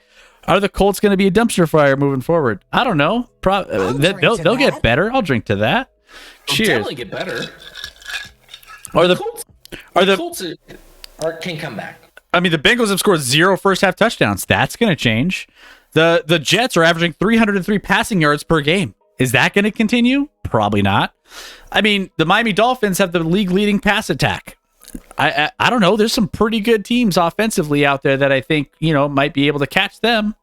The Steelers running game hasn't been able to get going. I'm sure that Najee Harris will get rolling at some point. So literally, like the Broncos, are they going to have 15 penalties a game? And no, that one's going to hold up. no. And Cole was like, that's not what you said about the Broncos. Haha. I said the Broncos have looked very bad through 2 weeks. That can change. That can definitely change, but that doesn't change what's happened through 2 weeks. A historic pile of penalties. There's absolutely a chance for your Broncos. I think there's like a 40% chance the Broncos make the playoffs right now. I think is higher than what most people. That's higher. That's generous from what I would think you would probably said. So I'll take that. I mean, 25 accepted penalties in 2 games for 206 yards, including. Now, if they make it, they're going to be the 7 seed. They're squeezing in. They're the last wild card. That's exactly where I had them, but that counts. So. G girl, I love G girl. She's like, I'm more tense now because you talk shit on my Giants in that one. Like, is there a massage place I can go to? I don't know. Oh, Bruh. Or That's Sean not where she would want to go. Oh no, yeah, we're going. No, don't. All right. There we go. Yeah, so there's a lot of things that I think, we just all have to be Aaron Rodgers and just say RELAX, relax. Your fantasy teams, the guys that aren't performing right now, will they perform? Are they drafted high for a reason? Yes, they will perform. They will come back. Like, there's just a lot that's ahead of us, right? We're just getting started, guys. We are 2 weeks in. We're kicking off week 3 here tomorrow night with Cleveland and Pittsburgh. And, a lot can happen. A lot can change. So how much can happen? Now, 0-3, one game we didn't talk about that I think is a big one in the AFC, Chris, is actually the Raiders Titans. Yep. They're both 0-2. If you get to 0-3, it's tough. I mean, if the Raiders get to 0-3, I think they're done. If the Titans get to 0-3 in that division, you can make a run. I don't see them making a run, but I could see it. They still have a chance. The Raiders in that division get to 0-3? That's going to be rough for them moving forward. Let's see. What else do we have? While you were ranting, NFC East champs, and New York Giants is Boss Hog. I don't think so. Let's see. NYC East champs, Eagles. NYC going 12-5, or New York Giants going 12-5. That's why the Jags won't win, says Squand. Phew, thank God the Pats suck now and not in January, says Boss Hog. Oh, no, they very well could still suck in January. Let's see what else. Great advice, Scotty. Rant approved, says Casually Average. Thanks, Scotty. I feel better now, says Football Wife. Everyone's feeling you like a breath of fresh air, Scotty. You've let it go. Like others I've tensed up like G Girl, but I appreciate that I at least made it some people feel better after 2 weeks about their squad. Well, yeah, guys. RELAX is the key and the theme of our show tonight. So, guys, make sure you just chill out on all of the overthinking on some of these things. Just take it week by week. They take it maybe even fired, says Boss Hog. Squand said that was a beautiful segment, Scotty A. Smith. Thank you, Squand. Yeah, I agree. I thought that was incredibly beautiful. Bengals O-line needs to get lunch together or something. Yeah, or just communicate. Like get lunch, dinner, like hang out, like get some communication. Because I actually don't think the pieces in the O-line of Bengals are the problem. It seems like it's a breakdown. Like they don't communicate, and there's like someone that misses a protection scheme, and there's a free rusher or something. Like it's not. You talked about they're not going to face TJ Watt and Micah Parsons, and that's true. But at the same time, it doesn't matter if you're breaking down in your protection, which is part of the problem right now, which can alleviate with the more you play together. But it should be better already than it is right now. So we'll see what happens with them. But the talent is better in Cincy, but right now they're just not gelling as a line at all. Yeah, no, there's a lot of work to be done there, and I think they'll get it done. They'll close the gap. It'll only get better. I think they'll be fine. So, with that being said, that's going to take us to the end of our show tonight. We are going to be live for Sunday Night Football this week. It's a big one for me, Scotty, because we got the Denver Broncos in a close one. We think it could be a competitive game. We hope it's a competitive game with the San Francisco 49ers here in Denver. So we'll be covering that game live with you. We'll have bingo. We'll have everything going on. I will be tense that entire game. Yeah, I'm excited. We haven't had excited to see you tense, because even like the last few years when the Broncos have been on, it's kind of like, yeah, but what are the Broncos? Now expectations. So I think you're gonna be a little more tense. Chris, we're back-to-back weeks because the Chiefs are Sunday night the week after against Tampa Bay. So back-to-back weeks are teams on Sunday Night Football. So hang with us, everybody. Drinks help, says G Girl. Yeah, drinks do help. They help you get through all the crazy things that end up happening with some of these play calls and things that I have to deal with each and every single week. So Jimmy GQ, I know all the ladies will be tuning in for Jimmy GQ as well, because I tune in for Jimmy GQ, man. There was a couple TikToks where he was running down to practice, and he was like, I was like, man, that's a good looking dude. It's a good looking dude. Why do I assume that he has zero personality? I don't know. Have you ever seen his personality out there? Maybe that's why I assume he has zero, because I haven't really seen it before. Is he with anybody? Is he dating people? I've never heard, for being as good looking of a dude, does Jimmy outside of he went on that dates with that like porn star a couple years ago, I haven't heard. Oh, that's right. I forgot about that. Yeah, outside of that, I don't know. He's a handsome guy. Good for him. He should date a lot of attractive women and feel what's right. But does he? But honestly, this isn't hating. I promise. I don't care. But does he have a personality? I don't know. I don't know, but I know all I Google Jimmy G's girlfriend, and all I see is like women with just very. He has a type. He has a type. Got it. Very, very small breasts, probably. Right, Chris? Is that where you're headed? He has very petite. He has a particular. I feel like he has an idea of what he wants. I can feel it all the way down in my bones. Yeah. So Googles, if you want. Yeah. He likes the Googles. So. Plus this. Yeah. We're going down a wormhole here. Off the rail. But I bet him and Trey Lance have a ton of fun off the field together.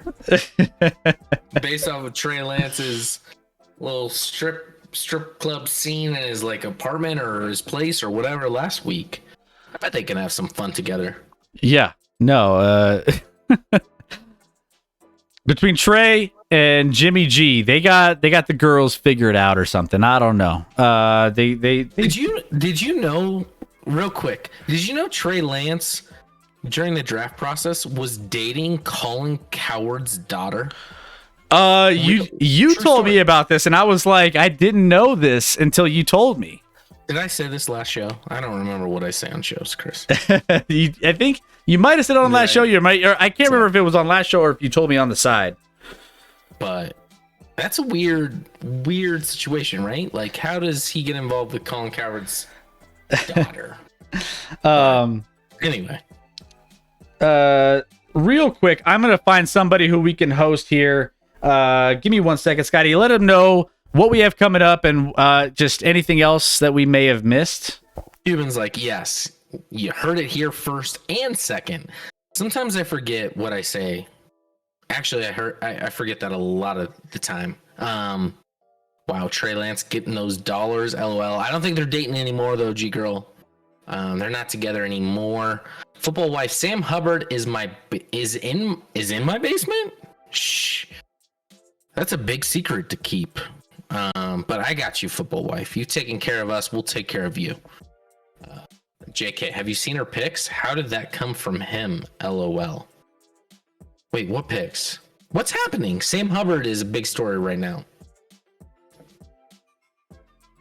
She literally has him in her basement. I think it's fine. I think he wants to just hang out in her basement, guys. I think it's fine. Football wife. I bet you're bringing him like delicious treats and food and taking care of him. However you want. This is Chris. Have you found anybody yet? I'm trying to hold this together, and it's not going great. It's not going great at all. I'm really falling. People are freaking out. Football wife, boss hog, G girl, football wife. They're all dead. People are dying. We're not gonna have any viewers next week, Chris. We're not gonna have any viewers on Sunday because they all died in our last 5 minutes tonight. Not good. Not good. This is why you can't go find someone and just leave me in charge. This is what happens.